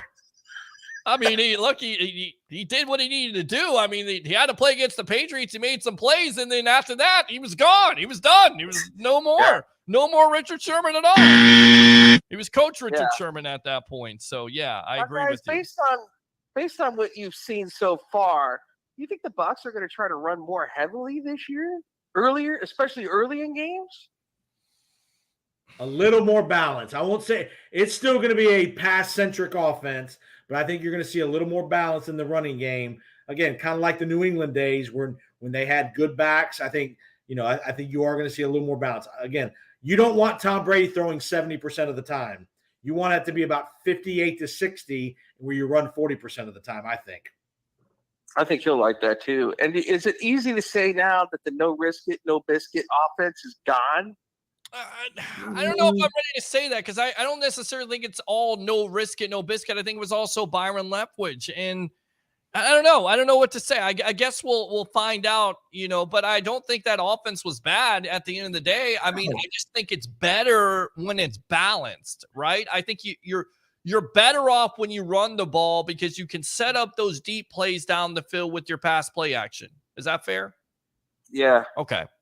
I mean, the Bucs could be a run and shoot team with all the wide receivers they got. Yeah. Well, I'm not ready to go run. Easy, big fella. Oh, yeah. And look, it's a good offensive line. Back. Let's not. How about that? Let's remember, fans, we don't know when Chris Godwin's coming back. Russell Gage is going to be your number 2 guy. So that was a very good segue. We'll hear from Brady about Gage once we finish. That's the thing. I mean, he can be a good number 2, but he's not a game breaker. He's not a burn. I mean, he's a good possession receiver, a good player. But without Godwin, that's where you could see more of the running game come into play. I agree. And look, the kid that they got in the 3rd round there. And that's why Gronk is so important, potentially coming back, because he's the guy that can open up the middle of the field to give Evans and Gage some more room on the outside. And not only that, he's an inline blocker, Jason, that can open up that run game and also help out your offensive tackle, because he can act as an offensive tackle. He's so important. That's why I love what the Bucs did with this draft, with getting 2 tight ends that not only can pass, catch, and make some plays over that middle if you don't have a Gronkowski, which I think they're going to, but also be in that same mold as Gronkowski, especially in Otten, who's coming off an injury. We'll see what happens. Ed, what else? What's the schedule on Godwin? Well, nobody knows at this point. It's a very significant injury. Brady actually talked about that, and during his presser, we'll get to that in a moment once we hear from him talk about the wide receiving room. And I still contend that they're going to sign a Julio Jones or somebody like that. I mean, what do you say, Ed? Wait, Julio Jones? Julio Is Jones. that really going to be a fill-in for Godwin? Here's the deal with Godwin. Even when he comes back this year, he's not going to be the elite Chris Godwin from a year ago this first year. Usually it's the second year after a major injury like that where you fully get back all your quickness and your separation ability. So I think Godwin will play at some point. I'm going to say week 6, week 7 kind of scenario, mid-season. You're not going to, but even so, Godwin's not going to be the electric guy he's been for us in the past, most likely. You may be right about that. I mean, anything away from Julio Jones. He's a good receiver, but sure, can't stay healthy. Is he like a Godwin type of receiver? Are they the same type? I think he's a presence. I think if you're not, I definitely think he could come here if the money's right. Of course, Tom has tried to recruit him. I think that probably could be the biggest question, honestly. As crazy as it sounds. Listen, guys, listen. The biggest question for this team, you got Mike Evans. They get 8 consecutive 1,000-yard seasons, but after that, Gage is a good player. Gage is going to be a perfect 2 or 3. Right, 2 or 3. Okay, so that's why I say maybe you get Julio Jones, but I guess it depends on what this organization and their confidence is in a Scotty Miller, a Tyler Johnson, a Jalen Darden, even Cyril Grayson, who really maybe Grayson. Maybe I think that I think you're going to see Miller or Johnson. One of those guys will be gone too at the end by the time we get to week 1. You're not keeping them all. You're not keeping them all. Well, I mean, you're not going to keep them all, and that's going to be an interesting battle. And of course, Jalen Darden, he has to improve on what he did last year, which is basically nothing. I mean, he showed some flashes of brilliance against Washington. Grayson could be a guy that Brady really likes. You saw late in the year, Grayson caught some balls for the Bucks. He can run. He might be the outside guy when you put Russell Gage in the slot. Yeah. I mean, is that your biggest question mark for this year, Ed? Is it the wide receiving room? What is it for you? Yeah, definitely the wide receiver because, Chris Godwin, let's face it, he's a big loss, man. He is a hole. He's one of those guys that's really hard to find, to replace. Yeah. Seriously. I agree. And I'm going to tell you what the biggest question is. Wants him, fine. Let's bring him in. Hell with it. Whatever Tom Brady wants, you should get. But I just don't think he's that kind of receiver. I think I picture Julio Jones more, and quote me if I'm wrong, more of a possession guy. He is at this stage of his career. But that's not a bad thing because somebody can move the sticks, but also you can play him on the outside. You can play him in the slide. You can play Julio Jones. The factor is, can he stay healthy consistently? He hasn't been able to do that the last couple of years. Was not an impact for the Tennessee Titans. But, again, you're going in that Tom Brady offense with the Tampa Bay Buccaneers. Maybe you don't necessarily have to be the number 2. Maybe you be the 3 wide receiver. You cut down on the games that he plays, and maybe that helps him out. Maybe you're able to preserve him, if you will. Ed, anything else? That'll do it, my friend. Thank you for having me for the second call, and you have a great night. Appreciate you, buddy. Let me give you the Ric Flair right there. Love it. As always, Ed from Palm Harbor, one of our great callers here. Let's go out to the comments. Christopher Cole, we got to run first offensive line with the new Shaw, and I think that's Shaq, and then Luke Gadecki at left guard, which most likely is going to be your left guard. We'll see how that comes. Stinney. I think it's Stinney too, but I still think there's a reason why they drafted him in the second round. Also, they want him to challenge. Okay. So I think that's a battle. You look at Stinney, time for a 1 year. You're exactly right. I mean, he was very good when he came in for Alex Kappa during the postseason, but he's only under a 1-year deal. This is a second round pick. They have a lot of high hopes for him, so that will be a thing to watch for, definitely. And then a Hansey also, who they drafted 3rd round last year. I agree. Good problems for the Tampa Bay Buccaneers, but some battles you need to watch, and it'll work out for itself. We're on with Jason Powers on Sports Podcast. Good stuff there, Christopher Cole. Godwin shouldn't play the first game against the Saints because they will try to take him out again. A very cheap move, a cheap hit. And that's not only, we saw O.J. Howard. He dealt with an injury, not like Chris Godwin, but pretty significant, and we saw the confidence level not necessarily be there. That's another thing. It's not only physical, but it's also mental, going through that major injury, rehabbing for all those months, and then going back on the field and trying to be the Chris Godwin that you expect. Let's go out to Tom Brady and his thoughts on Russell Gage here on the evolution of sports talk television. Pay attention, guys. A lot of work. He has to have a big year. We signed him to a contract, and he's got to come in and do a great job, and he's from the time I spent with him, I really enjoy it, and I think he's got a great opportunity. That is a very important role for an offense that throws the ball as much as we do. We have very favorable passing conditions. You need a lot of good receivers, and we have depth at receiver, and obviously Mike's a great player. Chris is coming off a pretty significant injury. So Russell's got to do a great job, and Scotty and BP and Cyril and Jalen, all the guys that Tyler, those guys who have had experience in play, they have to do a great job too. So it's a very competitive room, and I think Russ, when he's out there, there's a lot of work that needs to go into the next 6 weeks to be ready so that, we're challenged right out of the box this year. So we got really good teams. We got to have a great training camp. We got to, we know when training camp is. It's the 23rd of July. We know we got 6 weeks of training camp, but I feel like it starts, obviously the season's already started. You're competing every day out there, and you're either getting better or you're getting worse, and you're not going out there just to break a sweat. You're going out there to get things done. And I think this should be, in my opinion, our best opportunity to play our best football because we've been together the longest, and why shouldn't it be? We know each other. We know the scheme. We've been through a lot of challenging circumstances and games, and now we got to go out there and execute it as well as we possibly can. All right, welcome back to the Evolution. I mean, your thoughts on those comments? Gage definitely has to have a big year. They're going to look upon him, and I've heard Booger say, Booger McFarland from ESPN, possibly Thanksgiving. Leo doesn't think he's going to play for a while, and you're going to have to depend on this guy, Gage, and he's been productive as your number 2 wide receiver because you know that defenses are going to double and triple team Mike Evans, and if Gronk's not there, which I think he'll be there, they'll find him. It's going to be a big part any way it goes in that wide receiving room, especially a Gage and, of course, a Grayson or somebody else. Yeah, I mean, again, I don't think Gage is going to be the guy to worry about. It's going to be, can you find a third guy? Can Perriman, can Grayson, can one of these guys step up to be to be a legit third threat? Because when you have 3 threats, that means you can't double team everybody. You can't double team Evans, Gronk, and Gage. You can only double team one guy in any formation. You can't double team more than one guy.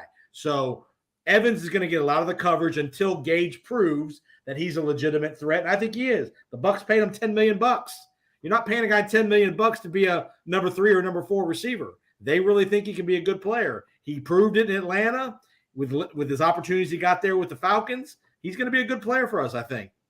I think he's going to be a good player too. Let's go out. Last question here, and we'll get you out of here. Once again, thanks a lot for your time here, Jason Powers on Sports Podcast. Colin Cowherd was talking about this today, why Aaron Rodgers, being in love with himself, chased away Davante Adams. He says, you lost arguably the best wide receiver in the National Football League because you kept saying, maybe I'll play 1 or 2 years or maybe. And would Davante Adams really hold it against you if you had the 3-year contract? Did the 3 more years that you had left and left Davante hanging for a year? Davante would have been paid, would have been great. It would have been a star, a lock for a Hall of Fame. Rodgers is like, maybe I'll retire in 1 year or 2 years or 3. Don't talk about it. It's called strategy. Aaron Rodgers is so into Aaron that he feels the need to tell us everything about Aaron. Some stuff, keep to yourself. Keep it off Instagram. Keep it off Twitter. It's okay. You don't have to put every lunch on Twitter. Tom Brady, after leaving New England, went on Howard Stern and did his I'm going to tell you everything interview. After he left New England, he said he had made the decision to leave a year ago, but none of us knew because Tom kept it to himself, which was smart because if Brady would have put it out there, it would have been a distraction the whole year. Tom is all about whatever it takes to win, including strategy. Tom, like LeBron James, is calculated. Aaron doesn't care enough about the team. Your thoughts? Oh, excuse me. He's just got to tell you what he's thinking, how he's feeling, what he's going to do. And he lost Adams because of it. You know what? Keep it to yourself. Brady understands his words have impact. Aaron is too smart to not know his words have an impact. He just doesn't care. Lot to unpack there. I mean, Rodgers has been, we've known for multiple years now that Rodgers is pretty into Aaron Rodgers. Right. Teammates are not always the number one priority for him. Getting them paid, not always the number one priority. It's nothing new. Davante Adams grew up on the West Coast, went to Fresno, teammates with Derek Carr. This was his chance to get out of there. I don't think 3 more years he'd have been going to Vegas. This was his chance to go to Vegas.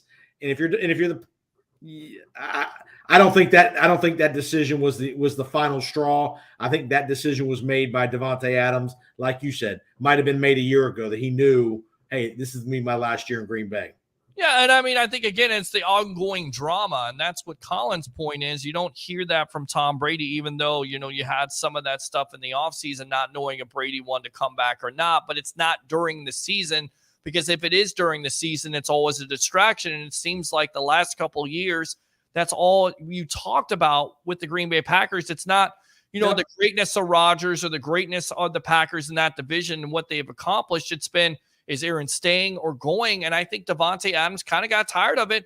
And then at the end of the day, a lot of people will say, Derek Carr is not that good of a quarterback as Aaron Rodgers. I'm here to tell you, Derek Carr has not had that number 1 wide receiver like Rodgers has had all throughout his years. I don't necessarily think it's that bad. I do not think Adams' numbers are going to go down that much with a Carr at quarterback. No, Carr's a good player, but he's not a top 5 quarterback in the league. I mean, he's not Aaron Rodgers. He's a good player. And remember, Adams, if you're Devontae Adams, long term, would you rather be in warm weather Las Vegas or cold weather Green Bay 8 months a year?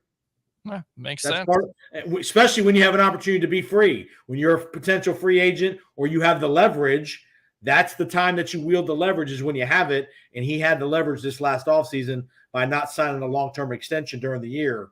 That's when he had the leverage. So, that was his chance to get to Las Vegas where he wanted to be. Warm weather, West Coast, family out that way.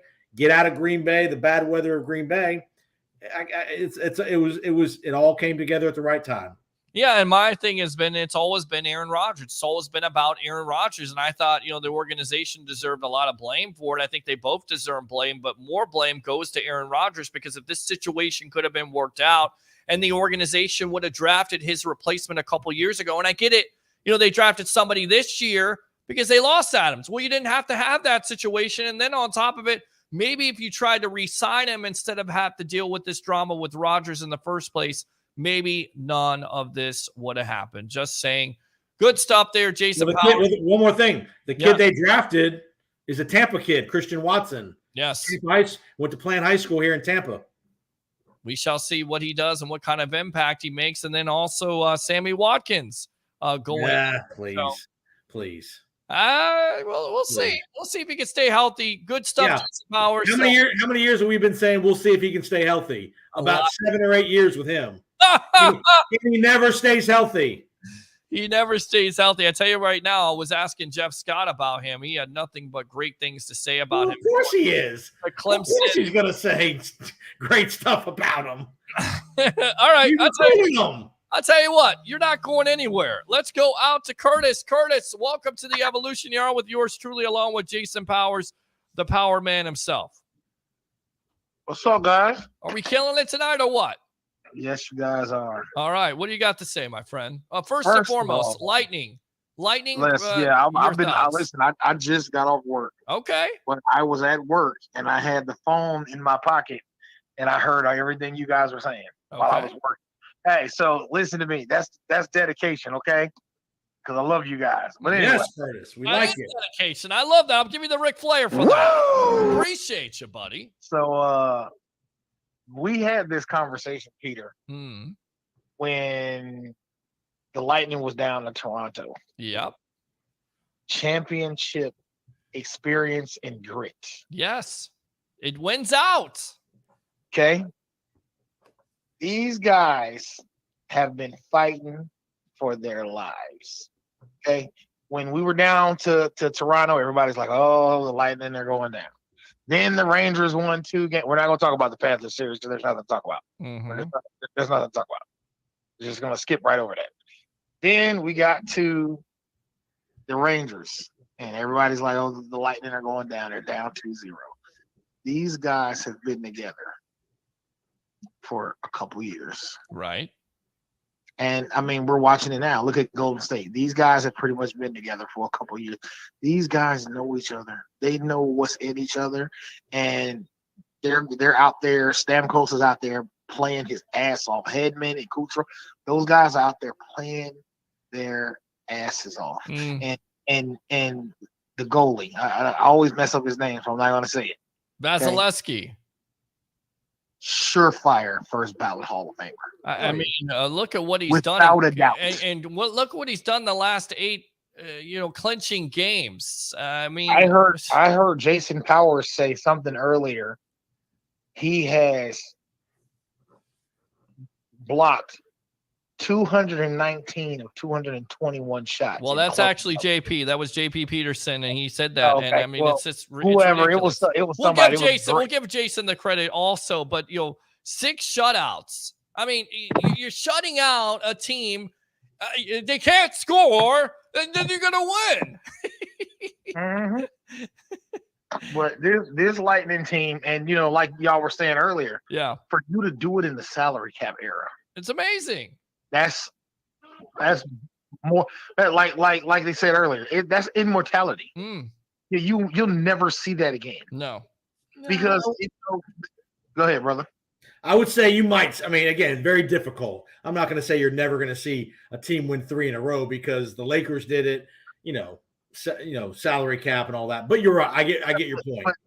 But see, here's the problem with today's world. And I'm going to say this. I agree. It could happen. Anything could happen. But everybody's all about the paper nowadays. That's it. All about the Benjamins, baby. It's all about the paper nowadays. It's a LeBron era. Let's taking my talents to Miami. I always love that. I love the Lightning. I'm waiting for game 1. I agree with you, Peter. I got the Lightning in 6. But I want to go back to this Aaron Rodgers thing. This guy, as great as he is so selfish. Is a world class narcissist / D-bag. Yeah, I agree. Literally. Mm-hmm. And he's great. You can't take anything from the guy. He's great. Is he in the postseason? No, he's not great. So he's wait. He's like Peyton Manning. He has great regular seasons, and then he gets to the postseason, and you're like, who is this guy? Bingo. Like and in his defense, now I will say this too. As a Bucks fan, we would say the same thing. When's the last time they drafted a skill player for the offense? Like a big time skill player. I mean, what was it, like 8 years since they've done that? I mean, Jason? when is the last time you bought in a big time free agent skill player? Right. Agree. So, but you got to remember, what free agents are clamoring to go to Green Bay? Nobody. Exactly. It's Other than Rodgers, you don't want to live there. It's not a great place to live, especially, and I hate to say this, especially for the black athlete, the African American athlete. It's not a great city to live in. Well, that's the reason why you got to overpay, and the Packers have been cheap. Right. I mean, and the only guy that they paid the most to has been, Rodgers. In this case, though, they offered more money to Devontae Adams, but again, I think the damage was done, and like we talked about before, there were other factors. I mean, he knew Derek Carr. They probably were talking, like you always say, there was some tampering going on. They were having little back channel conversations. Oh, it probably was, like you think? Yeah, you think? Absolutely. I definitely think. Probably yes. Not to jump off subject, but sure. we like I was going back to the comment about everything being all about the Benjamins. Look at college football. Yeah, that's a situation. College football is a prime example of all about the Benjamins. Yep. If okay, listen, I'm not a Gators fan, but I'm gonna use this as a reference, okay? Because everybody knows this. Sure. As great as Tim Tebow was for the Gators, if somebody else would have offered him some money to go somewhere else, I think there was a chance he would have taken it. But I also believe because of the Christian man that he is, he wouldn't have took it. Well, I mean, but the conundrum is, and this is where you go back to it, and I always had, debates about, and I've debated my father when he was alive, and I said, look, when you're making $10-15 million on a jersey from Tim Tebow and you're in the University of Florida, and that guy's getting squat besides education, and everybody's point is, well, he's getting a free education. Yeah, I get it. He's getting a free education. But you're making $10-15 million for the University of Florida, and there's no guarantee unless, you're Josh McDaniels and the Denver Broncos, you decide to roll the dice and make him a first-round pick. But there's no guarantee for the other athletes that you're going to get paid because you go to the University of Florida and get a free education. There's no guarantee of that. So I understand the nil. Absolutely. And that's just going back to the Jimbo Fisher, Nick Saban thing. Right. How much money has Alabama made off of all those number one picks that they've had come out of Alabama? Plenty of money. And to me, Nick Saban right now is just getting out recruited, and this is sour grapes on his part. He's the Aaron Rodgers of college football. Look, he's literally. I say he's a lot better than Aaron Rodgers because at least he wins when it comes down to the postseason. But attitude-wise, okay, but yes. We're talking about as far as being a crybaby, and when things don't go his way, correct, he gets in his feelings like a B word. Oh, of course, yes, he does. So he doesn't get his way. Yes. Listen, it's I'm not going to touch it. Like I said, and I'm not going to touch on the Deshaun Watson thing. I'm leaving that alone. Well, you don't even say that when you No. talk about I'm not. Deshaun Well, what I'm Watson. going to say is the same thing I told you last week. Right. The same thing I said about Cleveland. If it doesn't involve my Bucks, I really kind of don't give a shit. I mean, it's news, I get it. but I kind of don't give a shit. And Aaron Rodgers, he's going to go down as a great of all time or whatever, but Sure.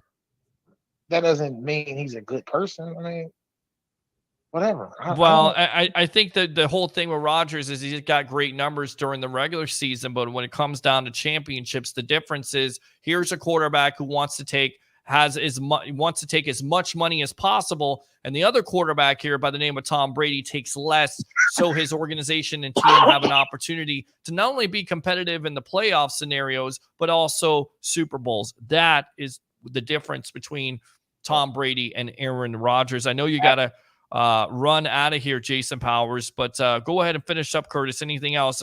First and foremost, prediction on the Tampa Bay Lightning Avs series. How long does it go? What player's the key? And also, who is the MVP? Who's your MVP in the postseason? I'm going to tell you something. Yes, tell me. I'm definitely going with Stamkos. I don't care. Okay. Stam's going to win. Agree. I'm going to tell you something. I like the Lightning in 6. Okay. Only if Colorado wins one of the games at home. Okay. Or plus 150 to win the series. Get up on it. If they open up the series, yes, with back-to-back losses in Colorado, I feel a sweep coming. Okay. Colorado? Yep. Wow. If the Lightning go to Colorado and they win both of those first 2 games. Yep. Oh, so you think the Lightning could sweep the Avs? Absolutely. Wow. Okay. If the Lightning goes to Colorado and they win those first 2 games, I feel the broom's coming. Wow. I'm gonna tell you that right now. Curtis with the prediction. I mean, yes. The proof is in the pudding. I mean, like they said earlier. Sure. Look at Vasilevsky's presence in clinch games. Oh yeah. Like this guy is damn near untouchable. Yes. We got to send Curtis a pronunciation sheet for Vasilevsky. That's all right. He's got it. Yes. No. Just say Vazzy. Say Vazzy. Hold on. I just got off. I worked an 8-hour shift. I'm just messing with you, man. Wait. And I'm currently smoking a joint. Oh. Well, hold on a sec here. Like Stephen A. said, stay off the weed. Wait a minute. I have a prescription, sir. Oh, you have one of those cards? Right. Right, sir. The medical card for your medical condition. That's right. That's freaking great. Man. Oh, man. Medicinal my medical condition is listening to Aaron Rodgers have my ears bleeding. Right. Three times a week. Horrible. All right, my friend. Good stuff as always. Anything else? All right. Hey, man. No, I think I love the Tom Brady's comments. Okay. In his press conference on Thursday. Like, listen, we love Ira Kaufman. And, Ira, that was a great question. Sure it was. And Tom answered it like a professional. Yes, he did. I loved it. Peter, we've had this conversation over and over again. I wasn't a Tom Brady fan. Not till he came to Tampa. Sure. But he came to Tampa. He's part of my team. I'm a fan of the guy. You know what I'm saying? And, for me, it was great to see him come out of his shell after we won the Super Bowl. That was a side of Tom Brady I think no one's ever seen. I think he's changed ever since he's left New England. I mean, when he was able to do a Howard Stern interview, I mean, who would have thought Tom Brady would have never did that with the Patriots? So I mean, just let's look at it. Yep. I see so many commercials with Tom Brady. Everything is like Tom Brady nowadays. You have and I wasn't the biggest Tom Brady fan either until he came to Tampa, but I have much more of an appreciation for his legacy and what he's done. And again, I go back to it that year where he's able to lead the Tampa Bay Buccaneers to a Super Bowl in a COVID year in a new offense where pundits and analysts out there are saying basically he's done. He's washed up at the end of the day, and he's proving everybody wrong. And he is changing everything about this Bucs organization, making it better just in 1 year. That's amazing to me. Here's the number one thing. Yes. Okay. The guy really doesn't crack under pressure. No. Pressure makes him better. He's a clutch player, period. Absolutely. One of the greatest clutch players of all time. And I think he's going to win the MVP this year. I think you could be right. I think you definitely could be right at this point. I mean, everything is going in his favor for the NFC especially. The body language of that press conference, I was kind of shaking in my boots. I'm like, this guy is like out for vengeance. He's got something to prove. Unfinished business, man. It feels like, after he came back from when they lost to the Giants, when they were trying to go 19-0. Sure. Like this guy. So, but we all say it's depending on if the team's going to be healthy or not. Yeah, exactly. And I think that what's going to happen is just like the Super Bowl year. We're going to get a little bumps and bruises early, and then Godwin's going to come back, and whoever else is injured is going to come back. And it's not going to take until week 17 for us to finally have our team back together. Yeah, agree. Hey, man, I'm going to let you go. Other people can call. I'll probably call you guys back because I'm bored and I like you guys. Hey, I like you too, Curtis. Thanks a lot, man. Love the calls as always. Let me give you the Ric Flair right there. Appreciate you as always. Good stuff, Jason Powers. I know you got to get out of here. Once again, thanks a lot for your time. Go ahead and promote yourself. First of all, I'll say early fourth quarter, Golden State up 3, game 5. Oh, I got to get off then. I know we got to get to the fourth quarter here. Yep. All right, Powers on Sports Podcast. Check it out. Subscribe, rate, and review all the podcast platforms.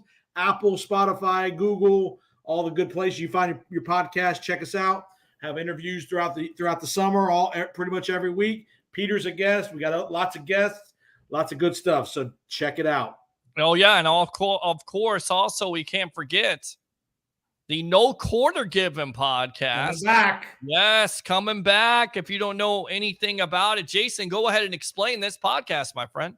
Yeah, last year we talked about the Bucs opponents week to week, and we did a historical kind of breakdown of the Bucs versus whoever they were playing that given week.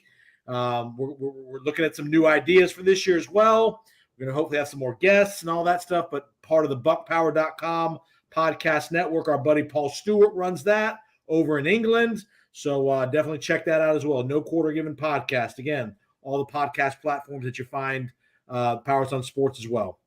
Golden State up 5 with 10 minutes to go. All right, I'm going to get off here. Great stuff. My tag team partner of the world, Mr. Jason Powers. Powers on Sports podcast. Baby. Yeah. Chicken wings and key lime pie for Peter Blake over the weekend. Yes, sir. You got to do it that way, my friend. You got to do the same thing. Good stuff there, Jason Powers. Appreciate the time, all right? You got it, buddy. We'll see you around. Hey, you're going to lose that bet, by the way. You're going to owe me some wings or a pizza or something. Logan Ryan. Keanu Neal, say it. Starting safety, my friend. And Mike Edwards splitting time, but Keanu Neal, the majority of the snaps. Book it. Keanu Neal couldn't even beat out Keanu Reeves. Come on. Oh, God. All right. Thanks a lot for your time. Get out of here. All right. Let's go back out to the comments here really quick. Tebow was an era too early. Certainly possible. But again, he wasn't able to throw the ball from the pocket. I get what you're saying with mobility, but consistently not able to complete those passes really drove a lot of the wide receivers wild. Who knows? Maybe there was a coach out there that could have done it. I was hoping Urban Meyer could do it, but of course he couldn't because he couldn't coach, let alone make decisions or kick kickers or offend people. Just ridiculous. Just a ridiculous era, if you will. 14 games with the Jacksonville Jaguars. So always love talking to you guys. I tell you what, I planned on having 9 to 10 tonight, but it was such a great content of a show with JP Peterson of the JP Peterson Show. Tune in to that Monday through Friday, 10 a.m. to 12 noon. Gets me through my day. Of course, on Facebook, YouTube, and of course, the host of Lightning Vision Game 1 on Wednesday night, so no Sports Web that night. Sorry, guys. Maybe we'll be back on Thursday night, but thanks to JP. And then, of course, Jason Powers on Sports podcast, and all the calls, Ed and Curtis. All you guys make the difference here. Love to hear from you. As always, I may be missing some calls, but once again, appreciate the time. Of course, Eric calling in. All you webheads out there, keep on texting in and definitely do three things on this Victory Monday as we're waiting the Tampa Bay Lightning versus the Colorado Avalanche, game one of the Stanley Cup final. Of course, we got the Bucks. They're going to quiet down a little bit, so we'll see what happens from here to July. Three things. Bring your passion. Bring your excitement. Just don't bring any nonsense. I'm your host, Peter Blake. Have a great night.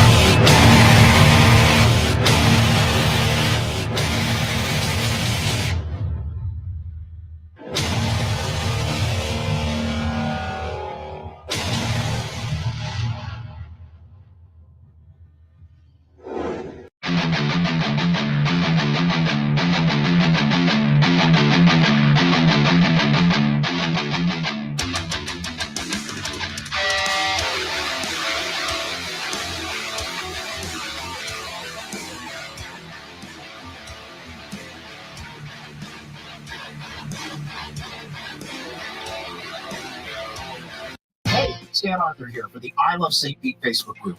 If you're a business owner looking to connect with tens of thousands of potential new local customers, you owe it to yourself to get enrolled in our Key Tag Rewards program. Since 2019, we've signed up more than 200 local merchants. Sponsor opportunities are available too, such as our group banner ad and even your own custom key tags. Just go to stpetekeytag.com, get enrolled, and get ready to get busy. stpetekeytag.com. BetUS.com. If you guys are betting on the games, whether it's NFL, NCAA, of course, you're not going to do that now. Maybe basketball, not football. But of course, the NHL, NBA, go to BetUS.com. You get a 125% sign-up bonus. And also, if you use this code right here, the promo code of TSW22, which, by the way, stands for the Sports Web, TSW22, or call that number 1-800-69-BET-US. Again, 1-800-69-BET-US, and put in that promo code TSW22, and I would really appreciate that. I've had 27 beers spilled on me. Make that 28. I've only got one place to go before the game. BetUS.com. Sign up at betus.com and get the best bonuses in the industry. Say it again. Uncle Peter. Uncle Peter.